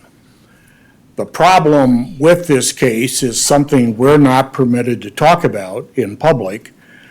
I would have presented my comments that I've just circulated, but for the fact I noticed that you've got quite a slick system here for hearing these appeals and posting all the documents, and I was quite impressed. The problem is, what I have to base this appeal on is something I'm constrained from talking about in public. It has to be kept confidential, just as this commission needs to keep my written comments confidential. So I reached out to our friends in Pierre and Rapid City who are with the South Dakota Historical Society, and they did approve the comments that I have just handed you with the understanding that they can't, Mr. Chair and council, I need to have clarification as to if the information, you're saying this cannot be submitted or for public record. I think we need to have, I need clarification on that. I don't know the answer to it as I sit here. We're gonna need Drew here.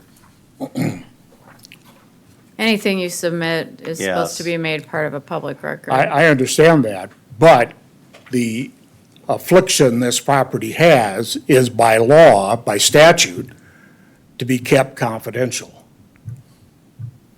Yeah, you're gonna have to bear with us a little bit, AJ, so I get that clarification. Because I definitely don't, if you want it kept, we would have to remove it from this public record, because otherwise, what you've presented, I would think, would be without clarification on that. Well, it could be made part of a record, it just can't be published.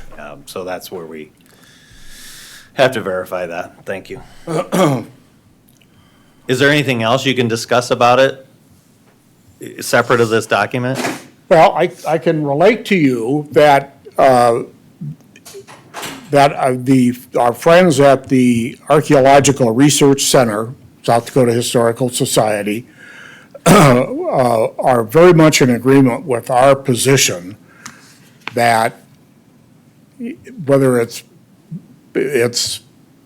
parcel 1,000 or the next case that's coming up, parcel A006, that the assessor's recommendations frankly cuts against their policy, which is no more housing development in this area, and specifically these two lots. There might be theoretical room to post or to build a single-family dwelling. Now, these lots were originally platted in 1972 or 1976, and thus by virtue of the zoning So, ordinance. and you're quite familiar with our rules, and I apologize for interrupting, but we try to stay on a very tight schedule. I understand. Would your client ever be willing to request to the county to remove the eligibility that does exist on the lot? They will be removed at some point. Yes. I think that would expedite a lot of this discussions, moving forward, because that's where, as you well know of anybody, how valuations of a building lot, building parcel is in this county, especially in the last. And we have already removed the access road that used to exist between all these lots. So that's gone. Even if there theoretically is room to build on one or both of these lots, there's an extreme risk, as my letter shows, I think, that we're gonna run into this gathering of artifacts that are not yet documented. And where do you put drain fields, septic tanks, and that sort of thing, which is really, really problematic. Did you present this to the local board then? Something very similar to that. But I had not involved the Archaeological Research Council at that point. While we're waiting, can I ask a question? Well, I'm just, Okay. we can't expect legal counsel to be ready, Johnny on the spot, available to answer these questions. So I'm wondering if this shouldn't be rescheduled for our date on the 23rd to give them a chance to look at it before we get into any more conversation fine. about it. Would you object to that? No, I think that would be the best possible. I never course of object to action. anything you do. Can I put that on the record? I think it is. AJ, seriously. I do think- want you to take this then. Yeah, why don't you hang on to this? Sure. Yeah, you take this, and we will reschedule this, AJ, and I think we'll have a much better understanding and ability to discuss and come up with a, AJ, if you want to share that with Drew and, was gonna say, do you want me to get those two? yeah. yes. Would you please? Yeah, I could be in communication with you. I don't have. Okay. Thank you, AJ, for So- your understanding. And you're We'll be good fine. with rescheduling those On to the both of these? 23rd? The one on A006 as Yeah, well? both of them, Both please. of them. They They're have the same. They're both related, they both have the same issues. Yep. Thank you, AJ. Yes. Mr. Swanson. Okay, what's the new date, 23rd? 23rd. 23rd. We'll send you a appointment letter. All right. Thank you. Carla, we'll move on to item number 14, Mr. Huffman, number 2010.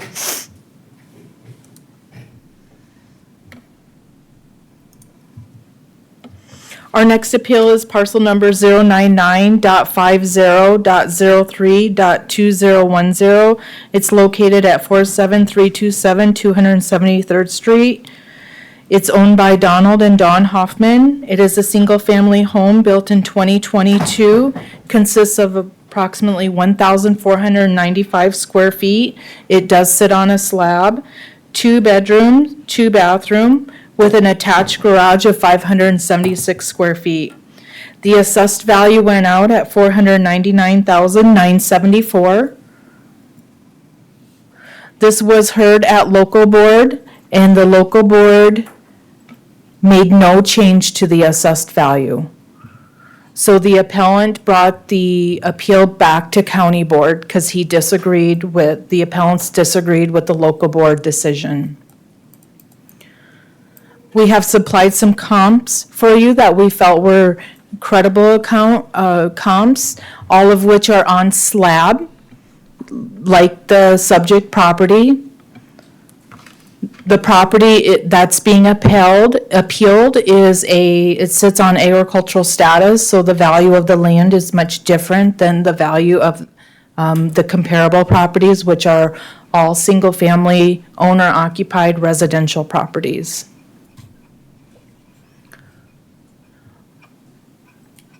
The price per square foot, when we're looking at the cost approach on the subject property, is $180 per square foot. Using the comparable properties of the comparables, the cost approach is ranging between $189 and $218 per square foot. The market price is indicating a market valuation between $189 and $234 a square foot.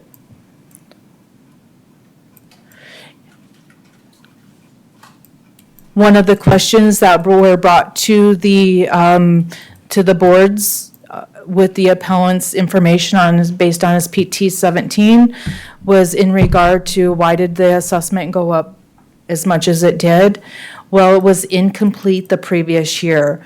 We had the property value in 2023 at a 75% completion value. The 2024 value is the first year at the completed valuation. The subject property is located in the southwest corner of the map, and the comparable properties are all within Harrisburg. And we chose those comparable because of the slab on grade.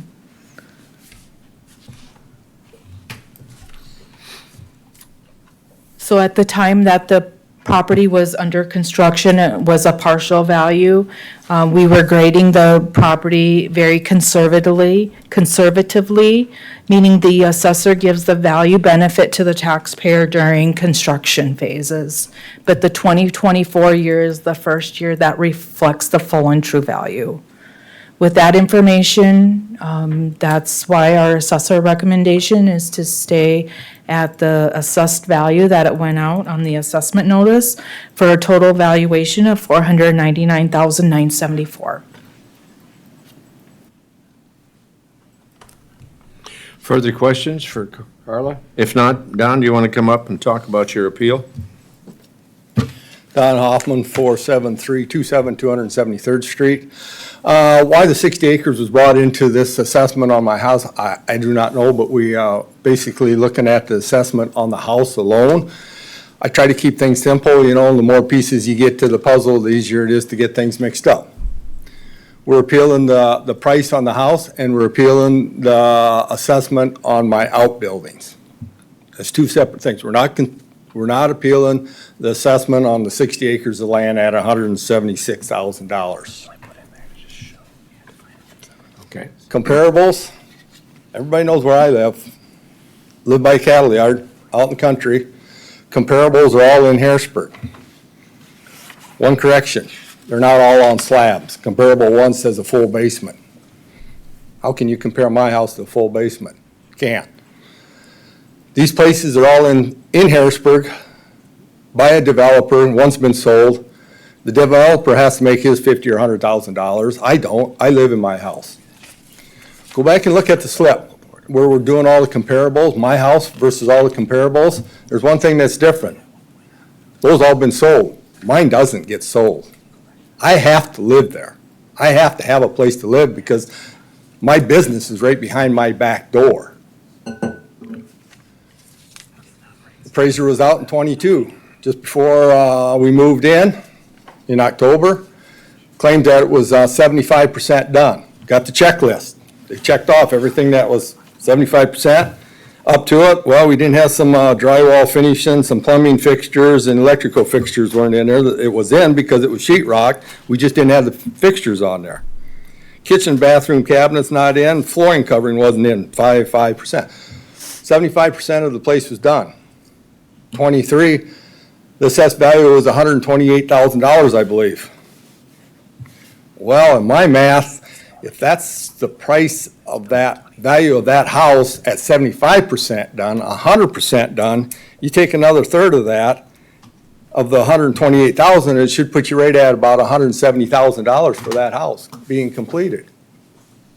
I get assessment notice for 2024 here of $268,000 for that house, just about 100% increase.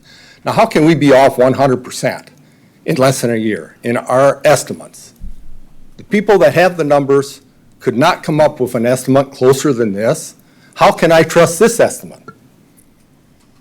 And I question the value of the land in the Harrisburg ones. They said $575 a square foot. I stopped in Harrisburg before I come down here.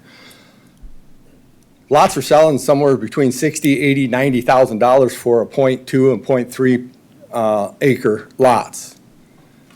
Okay, $60,000 to $70,000 for that lot. Take that off the sale price, now you're down below $300,000 for just the house and materials itself. Location. Location doesn't make a difference. My place has approximately 70 semi-loads of cattle that either come in or go out within the year's time.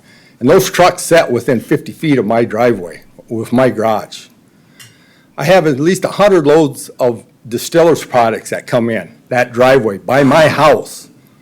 They come in at 2, 3 o'clock, 4 o'clock in the morning. Okay, I'm like the house in Harrisburg. Pardon me. I have corn, chopping silage. These guys come in and they chop 6, 7 hours. We'll have 100 loads, a load every 6 to 7 minutes coming by that house to get back to my business. We haul dry corn in, another 25 to 30 semi-loads coming by this house. Another 60 to 70 semi-loads of wet corn in the fall coming by this house. And we all know what comes in's got to go out. We're looking at 400 to 500 loads of manure that go out past this house. Now, you're comparing me to probably a slab on grade in Harrisburg, which is probably a retirement home for a lot of people now. How in the H can we compare these locations? How can we do that? By their own admission, 75% complete, 128,000.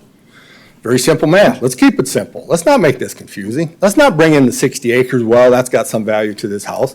That's a whole different business, what's behind my house.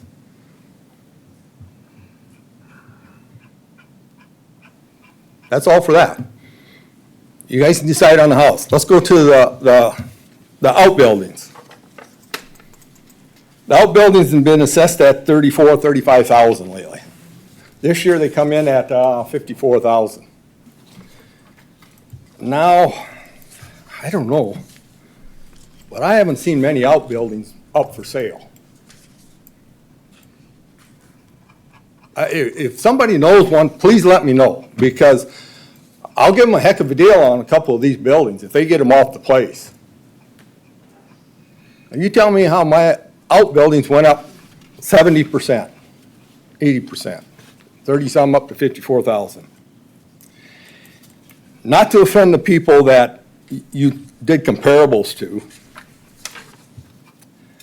but there's several of them in here. You can't really see the building because the trees are growing up around them. There's a machine shed or some type of shed that's got grass about a foot tall in front of the door, I would say was probably not going to be used. Well, if you're not using it, how do you put a value on that? We try to keep the weeds mowed down around our place. I understand. It looks good.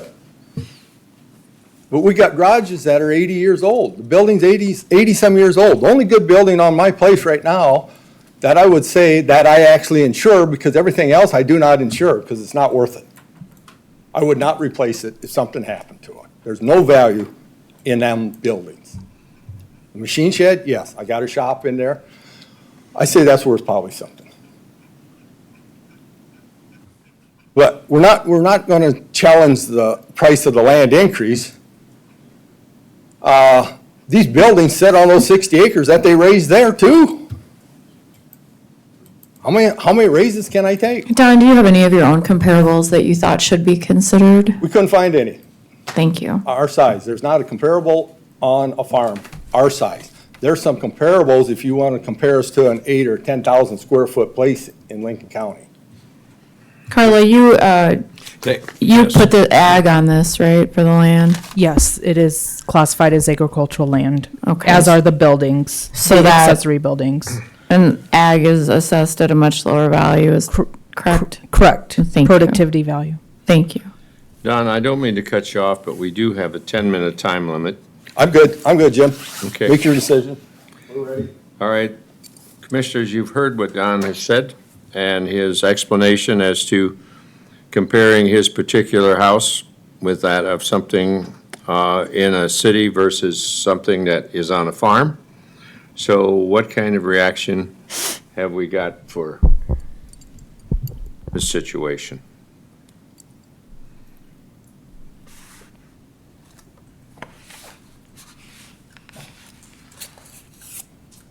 I guess I don't have any factual evidence or anything that would support changing the assessor's valuation, so I'm gonna move to uphold the assessor's valuation.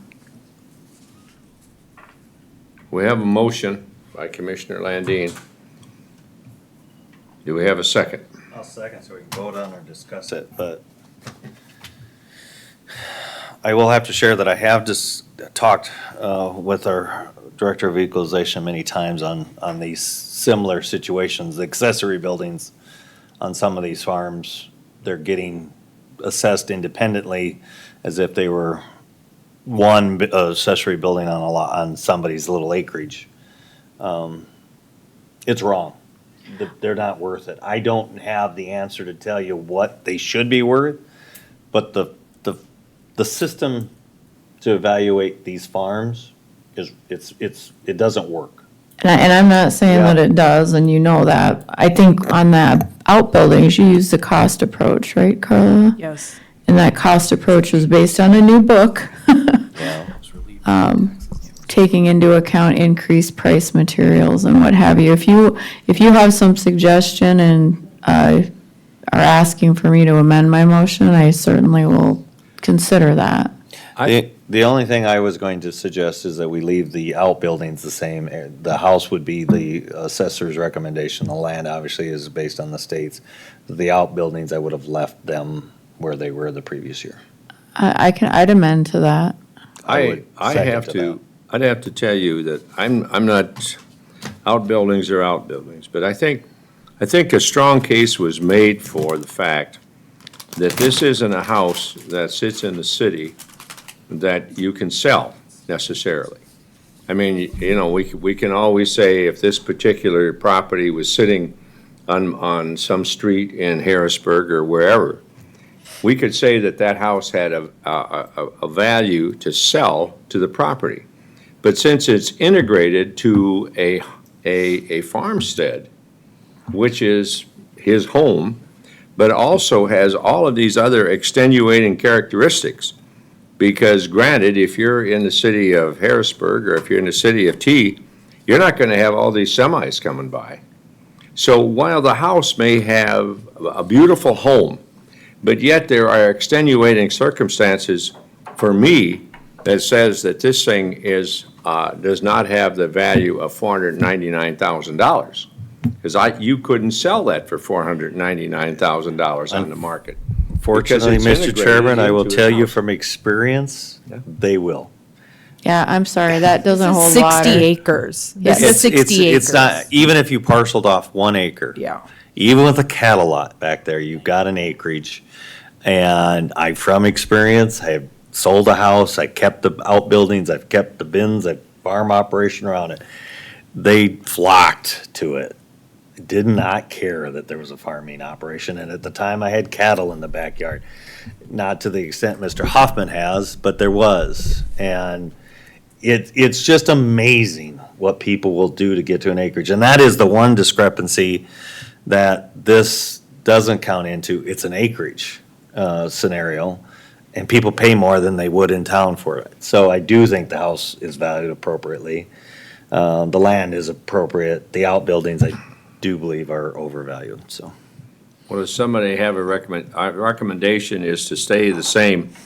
I had actually just said I would amend my motion to leaving the land at what it was at for last year's assessment. It was 32,000 something. The outbuildings at that. Oh, yeah, land. excuse me, the outbuildings, leaving the land as is, and then accepting and upholding the assessor's valuation on the structure, on the residential structure. You're leaving the outbuildings where? Out? 34,996. How about you take the outbuildings down to about half of what they're located? We gotta have some adjustment here, because if I gotta vote for this darn thing, I wanna have some adjustment because I'm still not convinced on your house business. I just don't believe that, but The anyway. outbuildings do get a tax discount, when it comes to taxation. They are allowed a $10,000 exemption, unlike any other additional structures that are not on agricultural land. Right, and that's been taken off on the bottom line.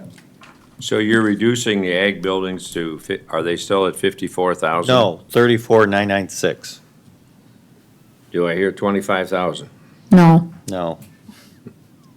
Okay, please don't take too much time, because I'm killing it. Okay, all right. Give us some numbers, so we got something to stay with. Okay. All right. We have a motion to keep the land at 176,509, the outbuildings at 35 something, 34,996. and the structure at 268, 844. Is that correct? Yes. Kristen, call the roll, please. Commissioner Landine. Yes. Commissioner Poppins. Yes. Commissioner Schmidt. Yes. Motion carries. We are now on number 15. We've got Benjamin and Katie Keppen at C100.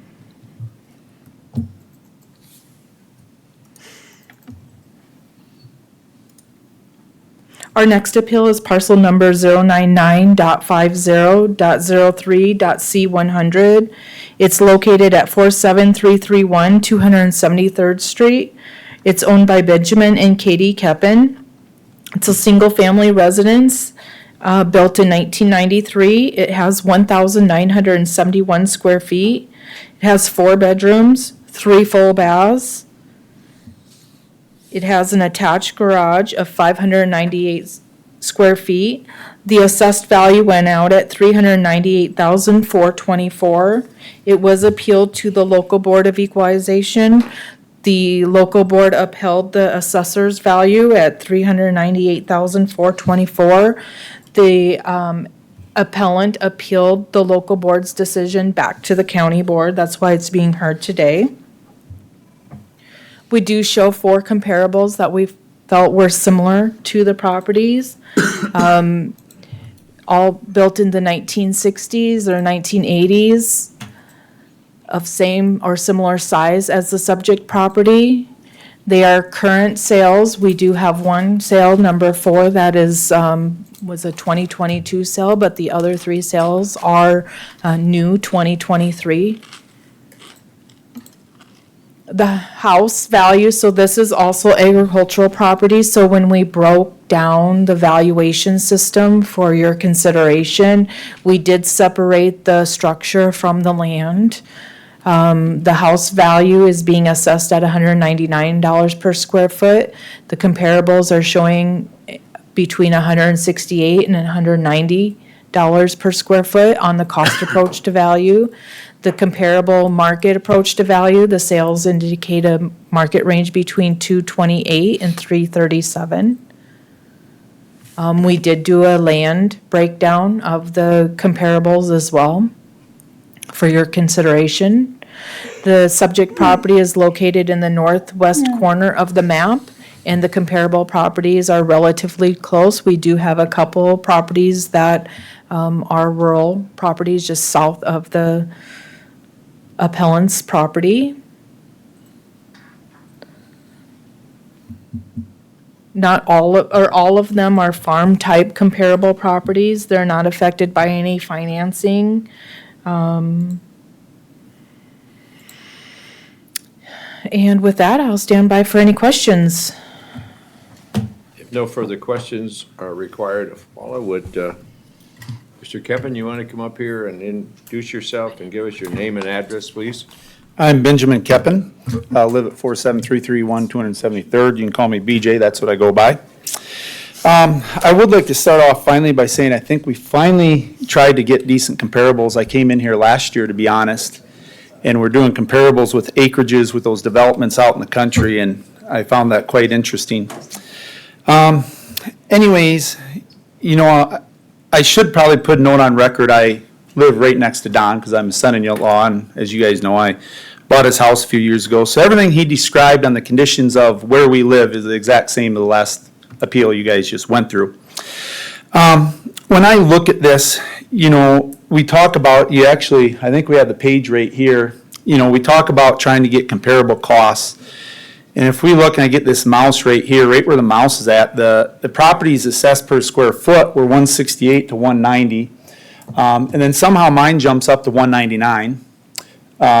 So I'm trying to figure out how I fit into that range of values in that area. The other thing is we look at it, I do want to note, and I don't think they've corrected it, we do not have a deck anymore because that got tore off, but it still does say that we have a deck on our sheet. The other thing that I guess I have a trouble figuring out, maybe I don't know the system they're using and what, but these are 4 homes that got sold for, to me, which would be considered too much, but someone thought they're of value.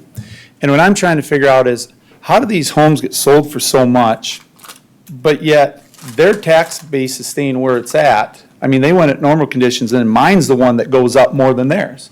And that's obvious by that square footage from being from 168 to 190 on the comparable cost, where mine's sitting at 199.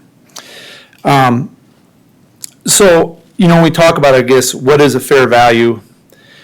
I'm not going to say I have the answer what the fair value is, but I think it's evident when we're talking about those homes have an average of $179 per square foot, and mine is over $20 more per square foot. I don't think that would be appropriate.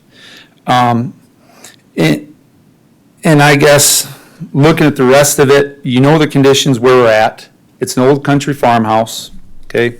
Lives right next to the cattle lot with all the same semis, with all the same conditions on the farm.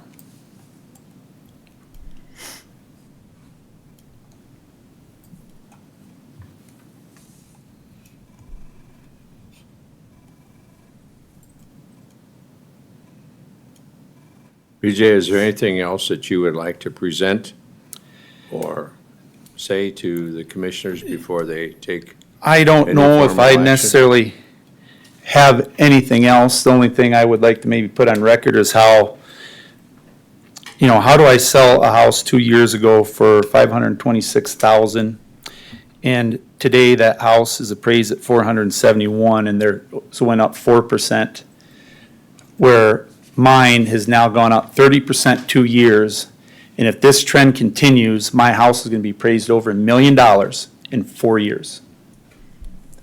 That's going to be hard to stay in this county and live here, to have an assessment that high, which we ultimately know pertains to our taxes.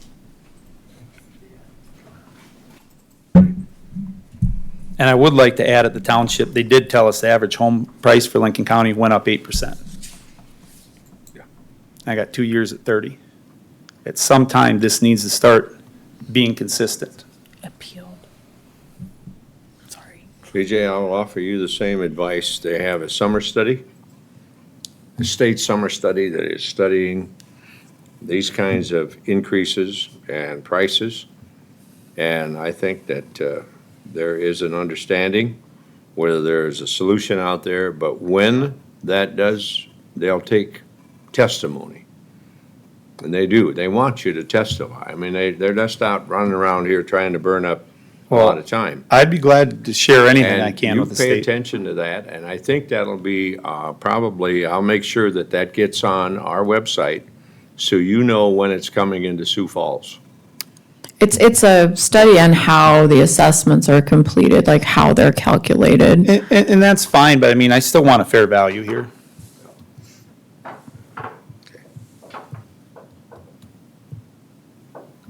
Anything else, BJ? Nope. Any other questions for Mr. Keppen? I would like to relieve a concern that the appellant had, that we do not show you having a deck on your property. So we don't show a deck. We're not Okay. valuing a deck. Thank you. All right. Can I, oh, my apologies, it says patio brick, my apologies. All right.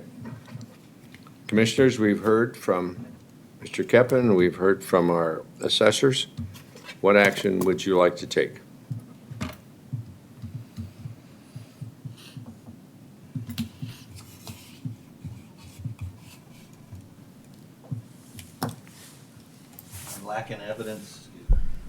Lacking evidence on the structure again. We need to have some guidance. And I can tell you from personal experience, again, people are paying it, even if it's got a farm around it. And the state hasn't given us any criteria to try to separate this under a different criteria for assessment. And without that guidance from the state, if we did, then we'd be not following their requirements. Can I ask a question? Yeah. So if my comparable values, which the county supplied are from 168 to 190, which averaged to 179, I think that would be enough evidence when my house is evaluated at 199, that that is definitely overpriced. Carla, would I be correct that the actual market shows between 318 and 378? Right, we show a couple different comparisons. The one highlighted in the yellow or the orangish ribbon, that is going to include the land. So the subject property is the lowest even of the four comparables, and it's below market value. Now, the subject property, when we look at just the structures, it is higher than the cost comparables, but it's still under the market range. And the reason why that the subject property is over the comparable properties that we showed is because some of the comparables that we show are 1960 homes or 1980 homes or 1935 homes. That's depreciation on those properties. When we look at a cost approach to value, it's replacement cost new minus depreciation. And the first depreciation that comes off is for the age or physical type depreciation. That's the reason that it's above of our comparables. We can account for each one of those differences.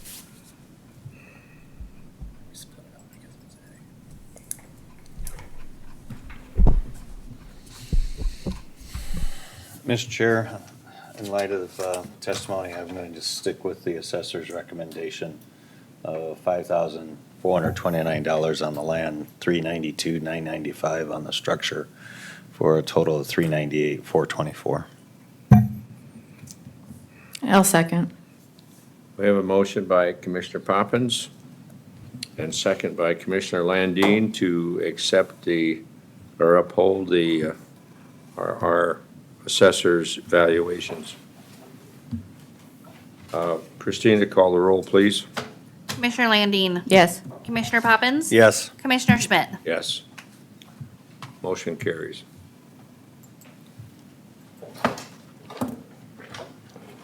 We are now at number 16, Richard Pryor, 4021 property. Our next appeal is parcel number 096.50.25.4021. It's located at 47562 296th Street. It's owned by Rickard Pryor and Linda Barkworth. It is a single-family home built in 1906. It consists of 4.25 acres. It has 1,160 square feet, 2-bedroom. It does only have a half basement of 308 square feet. It has a attached garage of 432 square feet. Our assessment went out at $224,469.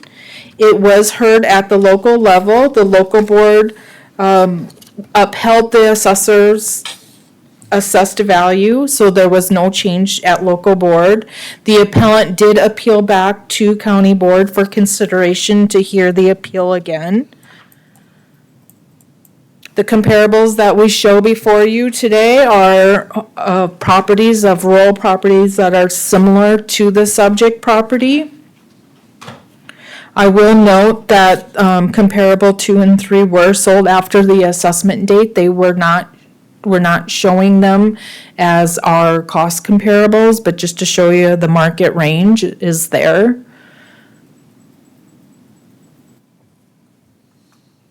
We have some documentation that the appellant brought to the board for your consideration for review. So currently, the assessed property total, and that's the orange ribbon that we have, the property is being valued at $193 per square foot. Using the cost comparables, it's between $145 and $245 per square foot, so it's quite the range. The market is indicating a market value between $250 and $311 per square foot. The subject property is located in the south central portion of the map, and you can see where our comparable properties are at. A couple of them are in the southern portion of Lincoln County, and we did pull some comparables in the northern part of the county as well.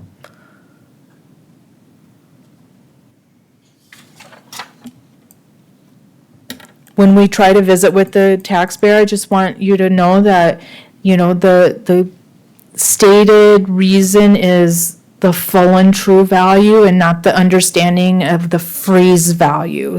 So this property does qualify for a South Dakota property exemption, and I think there's just confusion on tax value versus the assessed full and true value. I think they're in attendance today. I'll stand by for any questions. If no further questions for Carla, Rickard, do you want to come up and state your name and address, please? Rick Pryor. I've got, I'm hearing impaired, they know it. I'm using a hearing aid today, I'm not used to them. If I get too loud, yell at me. If I get too quiet, throw something, okay? Can you hear us? Barely, Okay, we'll talk loud. yeah. As long as we keep the sound system, I'm pretty good, I think. Okay. All right, I don't know what she's talking about. She brought up about an appeal last year where they tried to raise my valuation by 83%.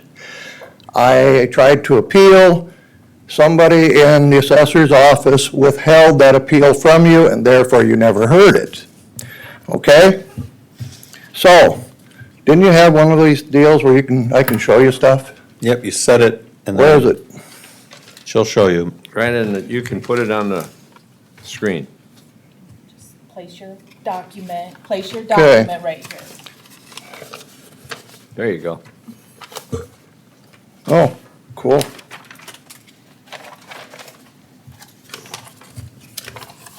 Okay, it's not here now.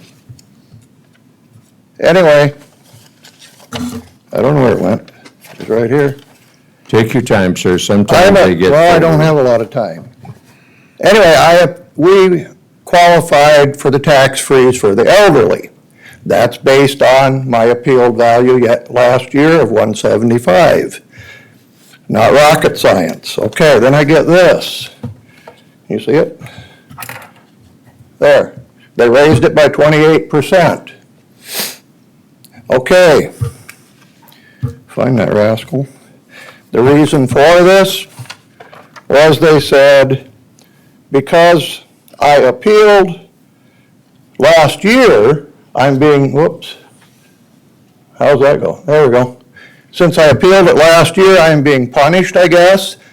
So one question is, what law are you quoting here that says that all appeals can be thrown away after a year? Is there a law?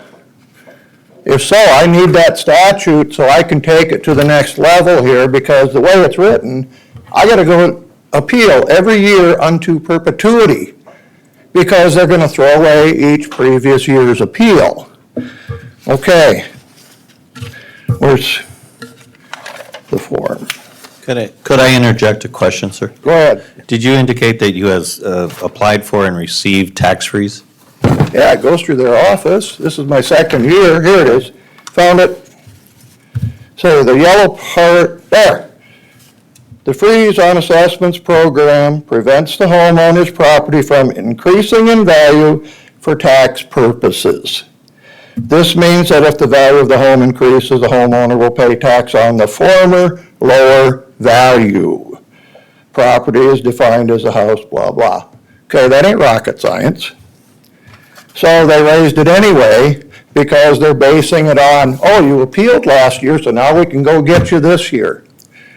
Okay, the reason for the tax freeze is I'm a senior, I'm on a limited income, and they keep raising it. There's a maximum you can qualify for. At the rate they're going, they'll have taxed me completely out of our home.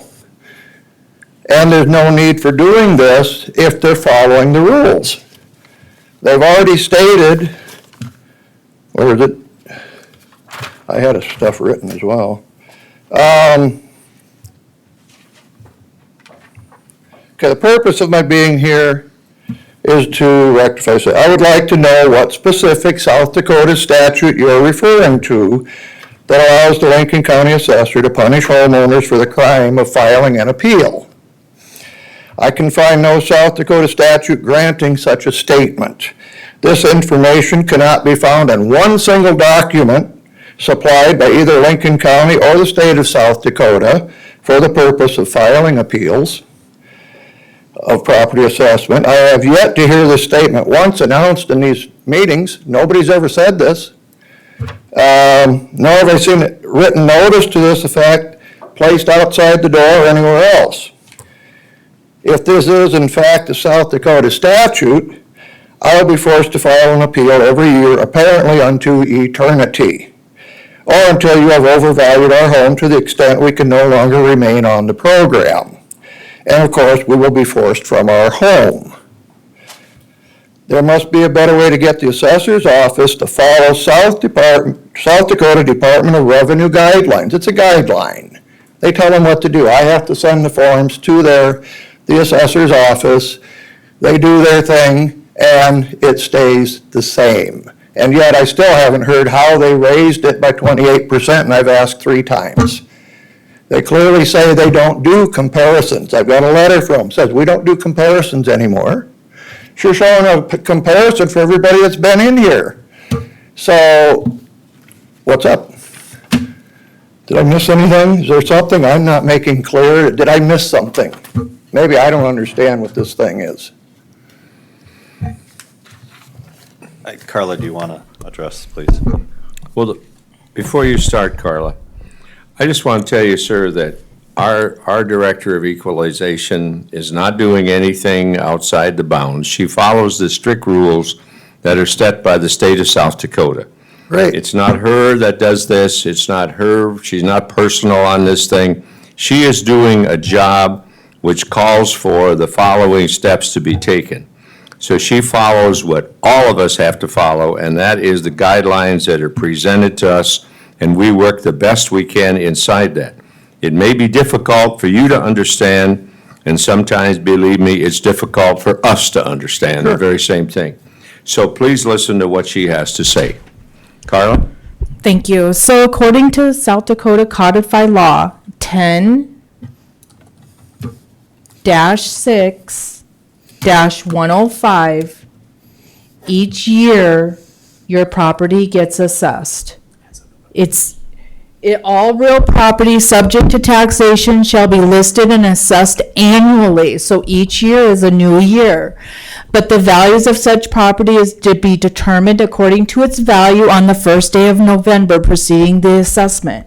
Every year is a new assessment year, so no appealed value stays on the property for more than 1 year. After that initial appeal that is heard at any level gets removed the following year, because each year is a new assessment year. As for the assessment freeze versus the assessed value, your assessment freeze is due to the treasurer's office by April 1. So every freeze application is determined as of April 1. Our assessment are to be mailed out by March 1. You are being sent a full and true value. Your freeze value or any property tax program by the state of South Dakota is determined after the assessment, because that's for taxes. This is your assessed value that you're looking at. This is for taxes. The freeze is for tax value. And It's for your tax value. your tax value or taxable value should not be changing from year to year. No, But your assessed value changes Sir. every year. Do you read Sir. something different that I didn't Sir. see? May I, just for a second? No, I want you to understand, there's two values. Right. So what you're seeing is what they're required to do is show what the current value is of the property. But if you filed your paperwork, which I'm assuming you have. Yep. Your assessment, your taxes will be based on the assessment when you filed for the freeze. So there are two different values that that gets worked with. So the property tax increase, That your property taxes will be based on the previous assessment at the time of the freeze. and it says it can't increase for tax purposes. Right. And here it says a tax No, increase. this is not increasing for your tax It purposes. says tax increase. I'm not. No, it's assessment increase. It's right there, tax increase. Right on top of your letter. This is your subject line, your subject line. No, it isn't. I don't believe this document came from us, sir. Whatever. Anyway, the thing is, the program has a limit. I don't know what it is this year. It's like 400,000. Sir, we have to, the timeline is Yeah, up I knew you with would. 10 minutes. We've heard from our audit, or from our assessor. We've heard from you. Commissioners, what action do you want to take? I'm going to support the Department of Equalization's valuation of that they presented currently. But I do want to stress, there are two different numbers. There's never been an appraisal. They've got the wrong info. They've got the wrong home. Had they not have withheld my appeal last Sir, year, you would have sir. heard that. I've heard all this. We have a motion on the floor. Do we have a second? I'll second. Carla, is there something you wanted to add? I do. I thank you so much. So this appeal was heard on the local level last year. It was heard during county boards of equalization. He actually appealed to the state. So we wrote up a full narrative appraisal on this property, submitted it to the Office of Hearing Examiners, and he withdrew the day before. This was never withheld from anybody. I've got it in your own words. Okay. I'm hearing impaired. Come here, come here. Sir, we've had it. I'm going to call the question right now. All those in, Christina, take a roll call vote, will you please? Commissioner Landine. Yes. Commissioner Poppins. Yes. Commissioner Schmidt. Yes. Motion carries. Am I incorrect, Carla, that he got what he wanted, which is a tax freeze? His taxes are going to be based on his So- previous assessment? Can I just ask a question? Because maybe I'm not understanding this either. So when I look on Beacon, his net taxes payable, it does go up for payable 2024. The value is frozen, but the mill levy changes every year. That's exactly where I was going with that. And- Okay. and the property That's what I cap limit, thought. the That's what I value- thought. The Say that value again, he's Ethan, if you concerned would. about the overall value going over the property cap Yeah. limit within the program Yep. application. The value is going to be determined when first year he qualified Right, for yes. the program. So regardless if they make that cap $200,000 next year and he's at 250, he's going to qualify based on when he first became eligible for this program. So if he became eligible 5 years ago and the value was $100,000, he's going to continue to qualify regardless of what the cap is. That's what we, only thing that would kick him up after the first year would be his income. yeah. Well, Yeah. if that's for anyone. Yeah. Well, but that's what I'm Okay. saying. for Yeah. anybody. Thank you, Carla. Thank you, Ethan. That Thank you, answered my everyone. question. Thank you, guys. Okay, we now have Curtis Johnson and Elaine M. Johnson. 3011, are they gonna be on the Wait. phone? Stipulation. We've got one, what happened to 17? Oh, excuse me, 17, I jumped the gun. That is phone. That is phone. Are they on the phone?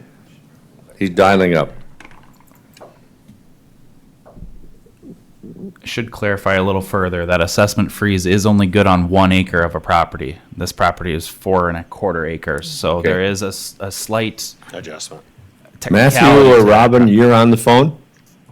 Hi, yes, it's Okay. Robin. We'll be with you in a minute. We're gonna hear from our Director of Equalization, and then we will listen to your appeal. Our next appeal is parcel number 096.50.01.C100. It's located at 47522 292nd Street. It's owned by Matthew and Robin Wina. Winia, thank you. It is a single-family, one-story home built in 2000. It has 1,815 square feet, 5 bedrooms, 3 full bathrooms. It does have full basement with 1,560 square feet of living area in the basement. It also has an attached garage built in 2003 of 1,140 square feet. The assessed value went out at $540,312. This property was appealed to the local Board of Equalization. The local board lowered it to $529,000.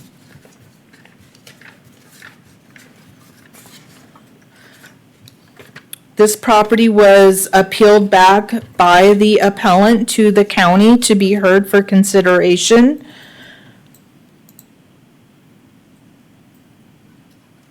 We do show 4 comparables that we felt were similar to the subject property. One sale I want to note is after the November 1 assessment date. This was not considered in part of the 24 assessment, but we wanted to consider it for the sales, just showing the sales of comparable properties. We also indicated a lower level finish that was a consideration with the valuation, so we wanted to show that sale number 2 has no lower level finish, and sale number 1 has half the lower level finish as the subject property. Currently, and this is with the land value, the total assessed value per square foot is $298 on the subject property. The comparables using the costing is $203 to $309 per square foot. The market is indicating a market between $225 and $294 per square foot. The subject property, the map is, we got small on the map because we had a wide range of where to find these sales. The subject property is located in blue and the comparables are in yellow. So 3 of the comparables were near the subject property, 1 is north of the subject property. It's the first time we've seen this, but we had to consider it for our land pricing on acreages, and this is the valuation system. This is the model that we created for Lincoln County for our small acreages. And the appellant is located right here in Pleasant, so the first 2 acres is $42,000 per acre. 2 to 10 acres, or 3 to 10 is $6,000 per acre, and then anything over 10 acres is at 5,000. So it's between our 96 range and 97 range. It's it's just the tiered system that we developed for our land pricing. I do have some slides that were given to me just recently that the appellant wanted you to see. So if I break away from my screen and show you some documents that she may want to talk about.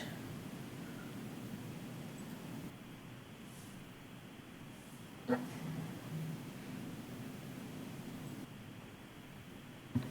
believe that's the only picture.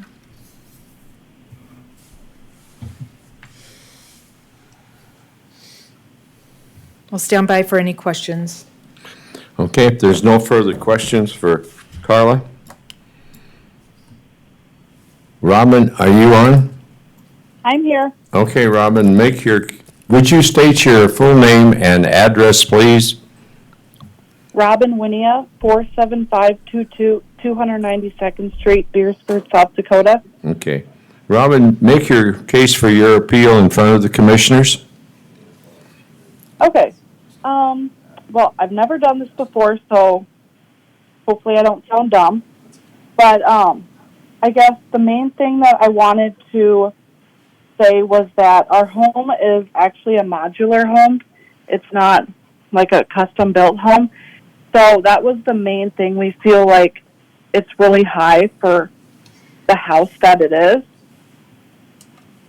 And then I don't know if she showed you the 3 other comps that I emailed in. Can you see those or no? Or else we'll talk about them. Yeah, I think we can find them.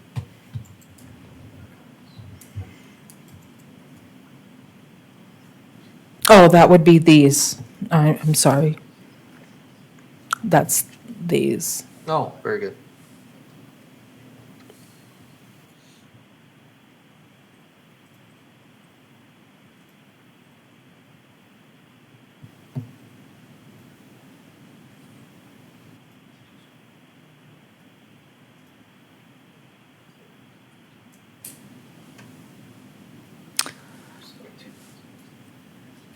Carla, how does it, if it's a modular home, how does that affect? Yeah. I mean, is that taken into consideration in your valuation?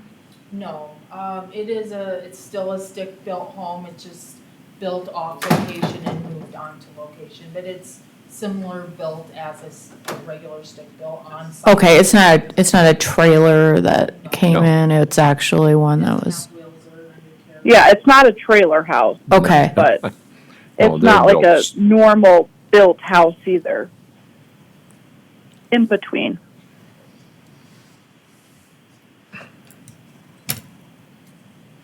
Okay, continue on, if you would. Okay, so I guess the first house that I had emailed in is on 47453. I think 293rd Street, and their taxes are $350,279, and that's a pretty comparable acreage, same amount of land, pretty much, and house and all that. And I just feel like, ours is about 200,000 more. And then the next one is right down the road from us. It's 47416 292nd Street. That one is 264,236. And that one it's similar to ours too. And then the next one is 29130, and that's on 472nd Street. And that one, the house was built about 3 years ago, has a really nice shop on it. And that one, the taxes are $551,000. So 10,000 more than ours. And I just feel like the acreages, ours and theirs, is not even close to comparable. So I guess that's what I have.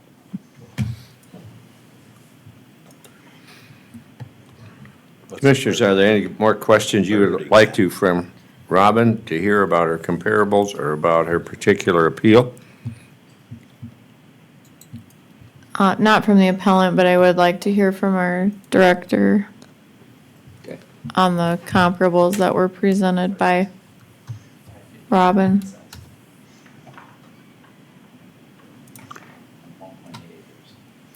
This is the comparable one.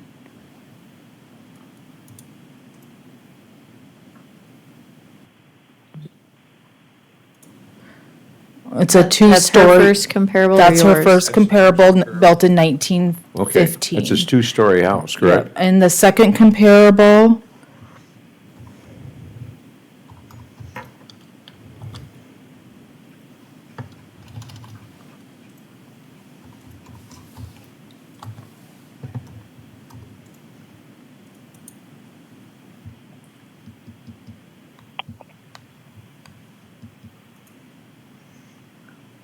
is this home.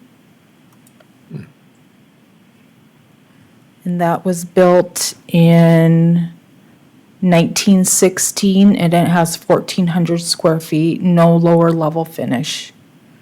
So you did not feel that that was a comparable that you would use? No. Not, is that basically because of the age or other reasons? Age, size, How about the third one then? yep.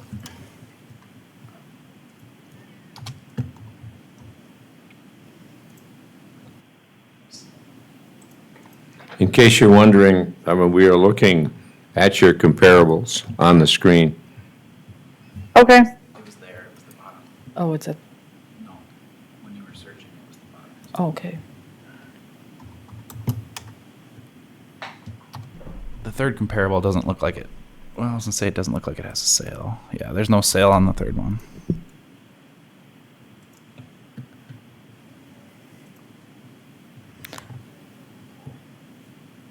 So that property actually looks superior to, I mean, I haven't been in it. It's built in 2020, has 1,900 square feet, some lower level finish, 1,500 square feet.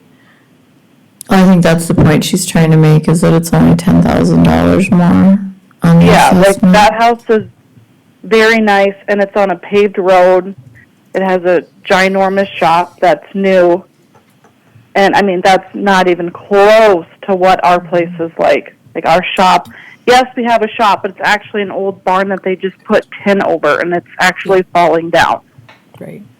This sits on 1.8 acres and your property is 9.54 And that is acres. true.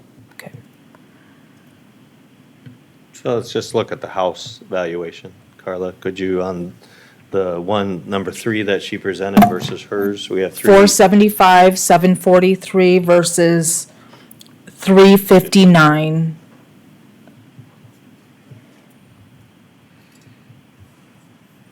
square footage is similar? The square footage, this one is slightly larger, I mean slightly, with less than 100 square feet. The basement is within 30 square feet of the same Yeah. finish. Very similar home, other than, I would probably say the quality of this home, just looking at a picture, that's all.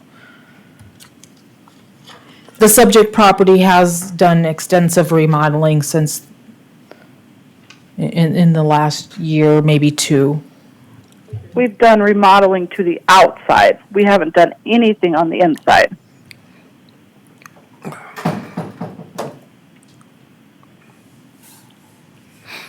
Mr. Chairman, I would have a motion to follow the local board on this one. And am I correct at 120? Was that the local board on the land? No, I can't change the land. I want to leave the land the same at 129, 240 and go to 358 on the structure, on the house. And then the 51,000 remain the same. So you're changing the house value to 358? 358. Okay, we have a motion by Commissioner Poppins. Do we have a second? Second. We have a motion and a second to leave the land at 120,000 to reduce the house to $358,000. The outbuildings at $51,000 for a total of $529,000. Christina, call the roll, please. Commissioner Landine. Yes. Commissioner Poppins. Yes. Commissioner Schmidt. Yes, motion carries. Robin, we thank you for your testimony. Thank you. Thank you. Thank you. Now we'll go to number 18, Curtis and Elaine Johnson, number .3011. This is a stipulation? That is correct. And are they present? Says not attending. It's signed. Not I attending. would follow the stipulation that's been presented. I would second that motion to accept their stipulation. So that's for the 40,740? We have a motion by Commissioner Poppins, second by Commissioner Landine to accept stimulation, or stipulation, excuse me, not stimulation. It could use stimulation right about now. Our stipulation, please, excuse me. Christina, would you call the roll, please? Commissioner Landine. Yes. Commissioner Poppins. Yes. Commissioner Schmidt. Yes, motion carries.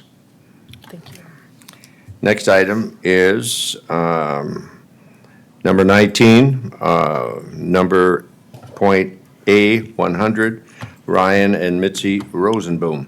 Are they here? Are they going to be on the phone? It does not say. Yep, we're within our time.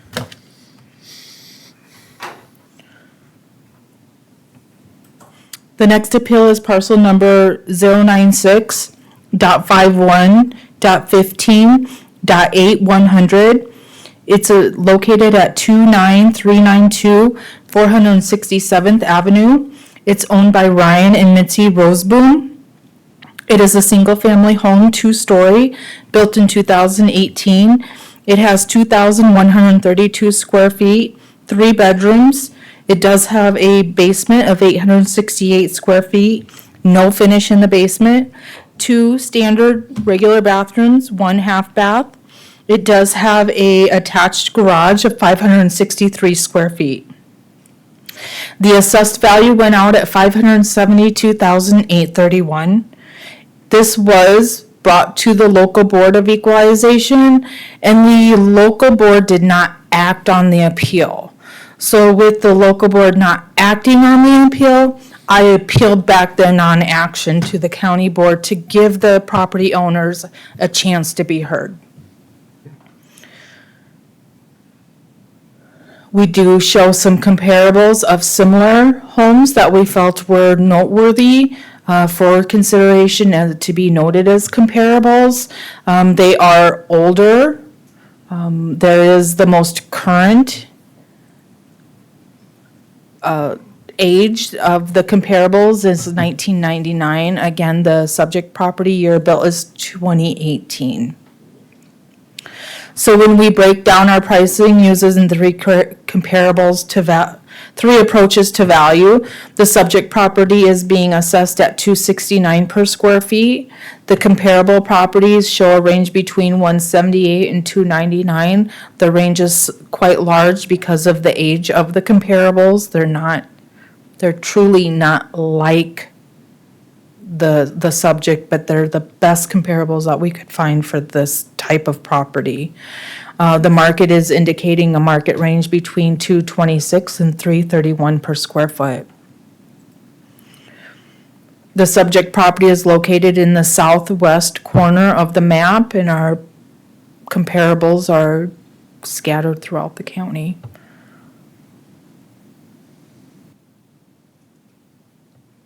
Again, I wanted to bring this back for hearing just so the appellants had a chance to be heard. I have not heard back from the appellants. No RSVP. Well, Carla, just for the safe side, we will give them their 10-minute window here. So we have about 3 minutes left here before we take any formal action.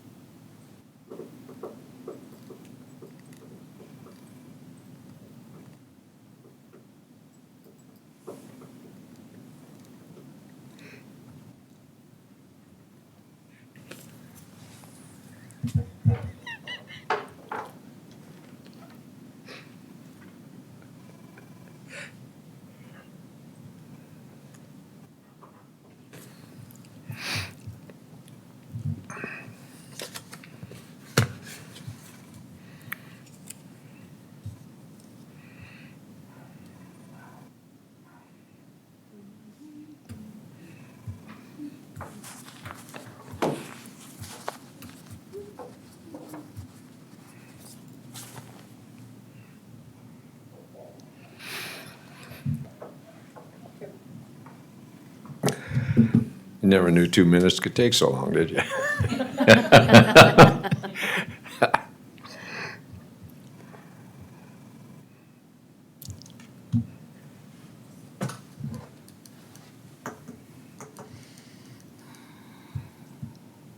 Commissioners, we have now awarded the Rosebooms their full 10 minutes for their appeal time. What actions would you like to take? I'd move to uphold the assessor's valuations. I'll second that. We have a motion by Commissioner Landine and a second by Commissioner Poppins to uphold the recommendation from our assessor. Christine, call the roll, please. Kristen, maybe? Kristen, what did I say? Kristen, excuse me. Christine. You said So all I'm of them. doing well. That's like this afternoon. At least go with Barbara. Let's just throw something out. No, this is only one this afternoon. This is pretty good. Anyway, would you call the roll, please? Commissioner Landine. Yes. Commissioner Poppins. Yes. Commissioner Schmidt. Yes, motion carries. We now are at 410. We have property number J100, Ashley Beer. Ashley, we'll be calling you up here just a second after our Director of Equalization makes her comments. We'll call you up for yours, okay? You bet. Our next appeal is parcel number 098.49.15.J100. It's located at 28155 West Avenue. It's owned by Ashley Beer. It is a single-family home built in 2016, has approximately 1,200 square feet, 3-bedroom, 2 baths. It does have an attached garage of 1,008 square feet. This property is not the valuation that's under appeal, it's the classification. So the classification that the appellant is requesting is the agricultural classification. Okay. How many acres is it, Carla? It is 2.65. Okay. So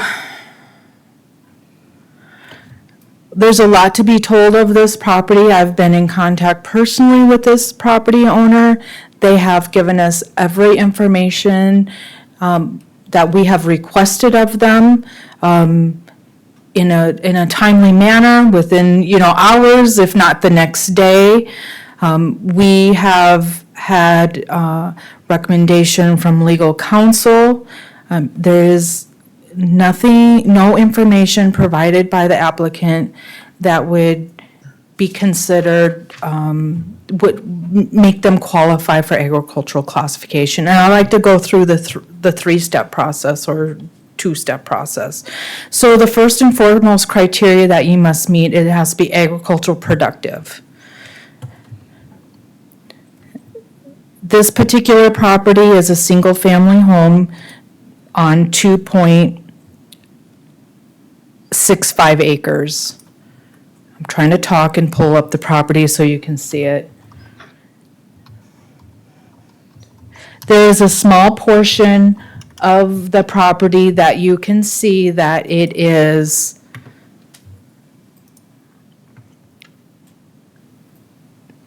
the ground has been broken. We measured that out to be about 0.66 acres. So once we determine is it predominantly used for agricultural purposes, it goes to another level. So now you must meet an income guideline, or it is a acre amount. So in Lincoln County, you must have 40 acres for the qualifying size. If they don't meet the 40-acre Lincoln County requirement, then you go on to management acres. So they must be part of a management unit of 80 acres within 20 air miles of each other. This property owner only owns 2.65 acres. But there's another level that can be met, and that's the income level. We did request income information from the property owner, in which they supplied to us.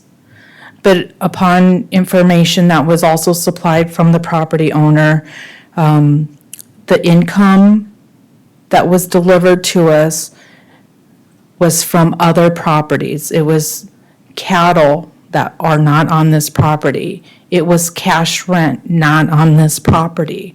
So we had to determine how many, we have to determine the 25 acres from this land, and this land is the 2.65 acres.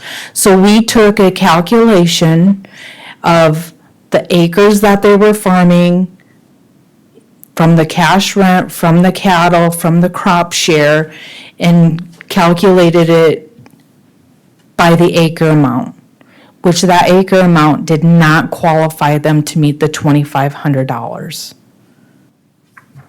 And I'm not showing you the income information. I mean, I have it. I don't have it as part of their document. I do want to give enough time for the appellant to be heard as well.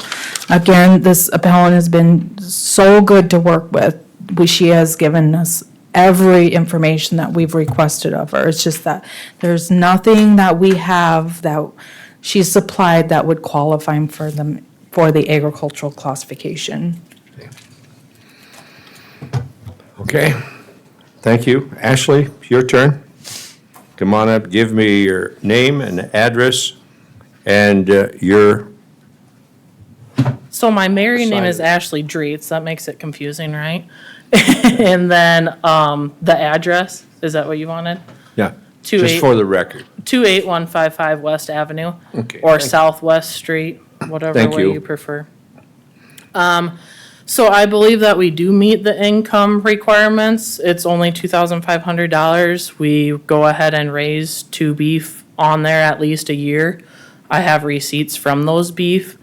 Not in her acre account is the field, I mean, to get to the field behind me, we use the whole south side of that, our yard there that she didn't go ahead and put in. That's, Do you have another photo then? yeah. You just put it right on the. Oh, really? That's fancy. Yeah, it is. Is it there? Oh, okay, cool. You can see So- in front of you, this is what they're seeing. Okay, perfect. So, all right, so right, the driveway comes in like this. So we use that whole driveway to access that back field also. And we Where let, does your house, the acreage, the 2.5 acres or whatever it is, sit on this map? in between the pink, so go across here and across there. And then there's the road, Okay. if that helps. And where does the So- beef, where do the beef reside when you're feeding them? On this grass patch. Can you, I'm gonna go back to that other map, I didn't see that grass patch.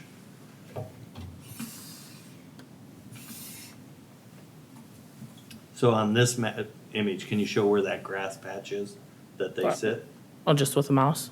Yep. Okay. That whole area is grassed off. And fenced separately or not? Yes, with hot wire. And they'll reside there during that whole time in which Over 8 months. they'll sit there? Yep. And I have receipts of going ahead and selling them also. And then that south side of the property, like I say, we shoot it straight back and that's where the combine comes through, the planter, the whole 9 yards, so I get that That's it's, not in row crop, that's all, right? right, yep. Okay. And you've done that 3 of 5 years, is that, I think, the? We've done that And you- 7 years. And you have the document for it? I have the last 3 Last- years of I receipts from Thank cattle. you for that. I didn't want to interrupt you, but that's very pertinent to, I think, your argument. Yep. And then we'll, please continue. So that, I mean, that's basically what I have in, that I have the income of the beef that are over the $2,500 requirement. And that more acres on that property are produced because of agriculture, not just acreage people wanting to watch the sun come up and go down in the middle of nowhere. So, any questions? I do for Carla if you're done. Okay, I think I am, yeah. If any- All right. Carla, is that the information that you received as well about the beef? raising, and you evaluated it? So it's a little bit different story. The story that we were told is they were haying that area to feed the beef in the northern property to the north. That's why I was very specific of where does the beef reside? Yeah, we were told they do let them out randomly. I don't know the proper term. I apologize, but there was no point of conversation where the beef were there for 8 months. We fence it off and we've raised the smallest bottle calf beef, whatever that I have that I don't want in the big set. Okay. Which $2,500, I'm sorry, is not that big of That's a, quarter big beef of a, about now. right? Yeah. Yeah. So, So that's why I was very specific. Your documentation to our office would have to state that for the and then, record. and then plus with the beef and the crop that we pull off behind our houses. Yeah, we can't talk about anything that's outside of this property. Right, but that little strip that she said isn't big enough is, right, this back portion is part of the field. So it goes corn and soybean mix. So the frontage is Rotate. the only thing that is grassed or fenced off? Yes, this is the only section that we fence off. And that's where the two calves or the 2 to 3 head. 2 to 3 head reside. And then this back chunk here is corn and soybean rotation. But since that crop leaves, Somebody else farms that then? this back area is share cropped with my mom, but we aren't talking about that. So this portion from the FSA office Yes. gets put into FSA office goes by sections. So So it's, So this whole thing, I think, was 0.66 acres? and then I have the planner, my husband ran around that area and I have the planner saying it was one section is what I have on this sheet here. I don't know how to change that back Carla, you've to. heard the Yes. testimony today. Does that change your opinion? Whether it be 0.66 acres or it's 1.2, the amount of income that was given to us, and then we broke it down to this land. We're not saying there ain't cattle there. Right. It's just the income that was, and when we looked at the 40 acres of crop share and the 60 acres of crop share, and we started breaking down the acre amount, trying to apply it to this land, So it did not calculate to $2,500. That's where, again, I'm very specific, Yeah. that do these 2 or 3 animals sit on this property for the full time to generate the full percentage of the receipt for the sale of the cattle? Because I don't think the state just has to show income, gross income. It doesn't care about what kind of that income. You could have $3,000 of cost on $2,500 of Correct. income. They just want to show income. And Income. sale of cattle qualifies, correct? That is correct, and that was part of the income that was So if they presented. would state on a document to that these animals reside there and they reside nowhere else during that period of time in 1 year, I would have to support that. But they would have to present that document, which I don't think they have right now, not in clarity. Right, so the 2 calves that were there, those calves were sold? Yes, So would you? in halves and quarters. I hope that doesn't make it any more No, confusing. I but don't I know have those receipts. terms, but yeah. And yes, that grass area was hayed before we put the calves out there, and then we fed those calves that hay as well. So where did the calves reside when they were not on that grass hay? The calves originally were born down at one farm, and as before I could even move them off that farm because they were late calvers, I moved the cows to the pasture, and we brought the calves up to the place.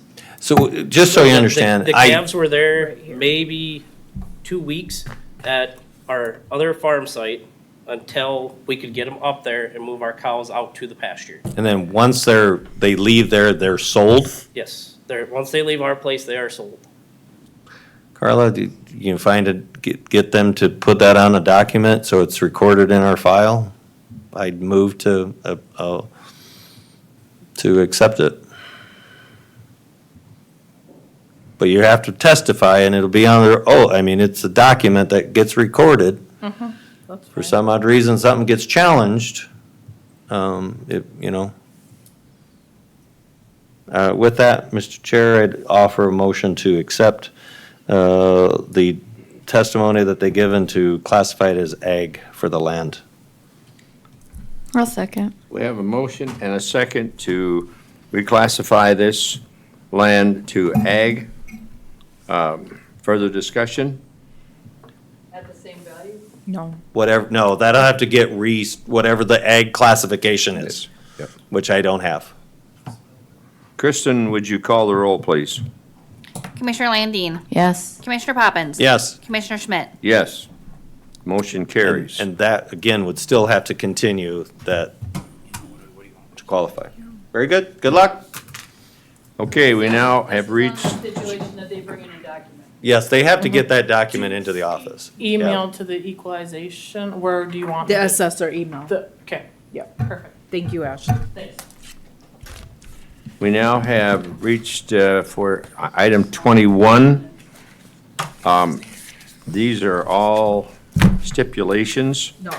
There is one that is not No, a B. stipulation. Coming in for that one? Point B001, What time is that one? I think is at Been waiting for a while. 4:10. So, Hello. I'm here if it's Good. Progressive Ag Holdings. okay, Carla? So this first one that we're going to hear is the B100. And that's one And that that's is not not stipulated. That's no stipulation. Thank you.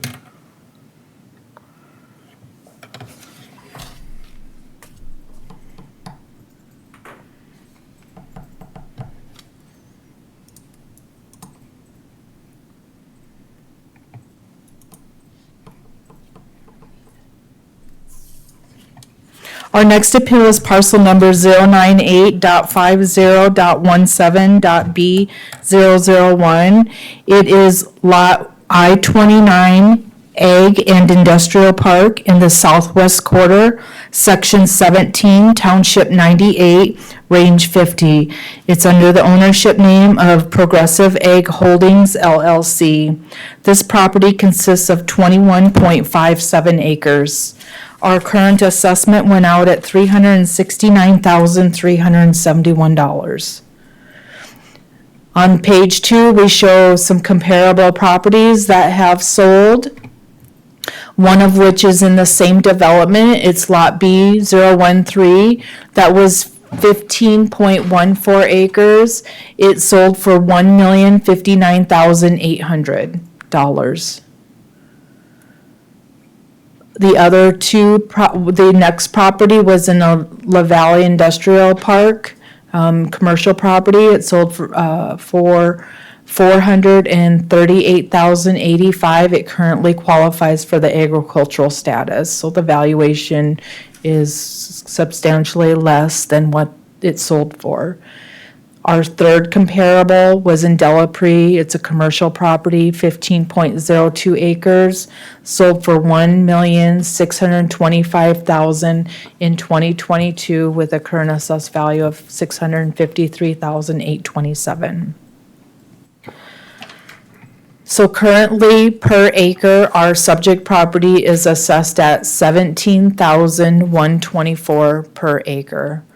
Using the assessed value comparison, our subject property, or excuse me, our comparable properties are coming in from a range of $3,049 per acre to $43,560 per acre. I want to highlight that the lowest cost of our sale assessed values is a agricultural valuation.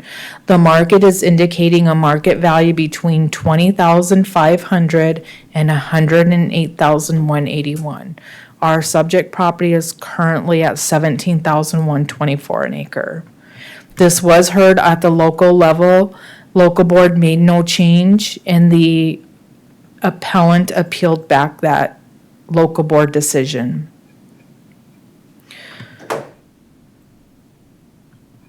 Subject property is shown in the south central portion of the map in pink. The comparable one, which is in the same development, is in blue, and the other comparables are also on the map, 2 and 3.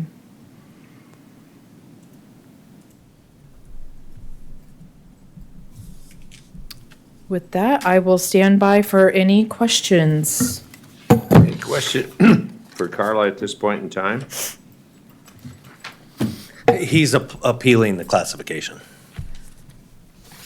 I don't Don, Don, it's your turn up here. Okay. Just put up your name and your home address. I'm Don Nelson with Progressive Ag Holdings. My home address is 6513 South Jeffrey Avenue, Sioux Okay. Falls. All right, Don. When I appealed the reclassification, it was based on that we had it seeded to mixed grass hay. And we did, after that, rip it up, and we worked out an agreement with putting up a temporary concrete plant to finish Highway 18. And so if the board decides that this should stay the same right now because it has a temporary concrete plant on there, then I'm not gonna argue it. I'll just, we're prepared to just leave that alone. The reason I'm here today is, I would like to just say that when Highway 18's done and that concrete plant's done, if we are not building or we have not sold that lot, then we would be back here, asking that get changed, ag. because it'll be ag until we get the lot sold. Yeah. Okay. Yeah. But we are getting some revenue off of renting that for, A temporary plant to Yeah. be used for. It sounds like you understand it pretty well. I get it. You got the So, program. I'm not here to fight or argue on that one. Do we have a recommendation, commissioners? Okay, quick question, Carla, then. Say, I don't know how long it's been there. They started putting it up in the latter summer, fall. Once it does come down, it's a large enough parcel remaining, correct, under that, so that it'll be a moot point once it comes down. Very good, thank you. Commissioners? My motion is to stick with the assessor's recommendation. I'll second. Motion made by Commissioner Poppins, second by Commissioner Landine to stay with the assessor's recommendation or to uphold it. Kristen, call the roll, please. Commissioner Landine. Yes. Commissioner Poppins. Yes. Commissioner Schmidt. Yes. Motion carries. The next item is our all stipulation, if I'm not mistaken. I'm turning this one over to You what? her, she'll read them all off. So we can do like we did yesterday. Kristen can read the parcel number and read the amount stipulated, which is the assessor's recommendation. And then you can vote on it. If you guys do the motion and approve the same way, I'd love you, because that'll make my been super easy. Do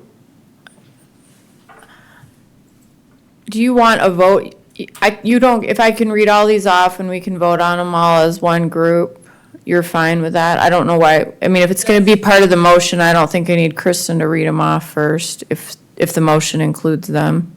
Yeah, either way, whatever we want to do. If you want to, but as long as each parcel number is said and the amount is said. Well, I don't have, so we gotta pull up each, I don't have the amounts right in front of me. Do you have the spreadsheet? No. Kristen, do you have the spreadsheet? Let Kristen read the parcel number and the amounts then, and she'll read them all together, and then at the end, you can make the motion, you can second. Okay, because I'm not gonna reread them. So Barbara, would you mind Okay. reading those? Nope, that's fine. Let's do So that. you want to do them one by one with a motion on each one? No, I wanna do it as a group. So you read. As long as I have Don on record saying that he's okay with that. Okay. Yeah, do you wanna come up to the mic and say you're okay with that? Okay. Sorry. I am completely okay with that.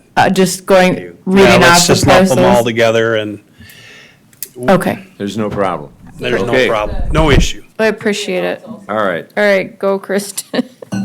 All right, we have parcel number 098.50.17.B002.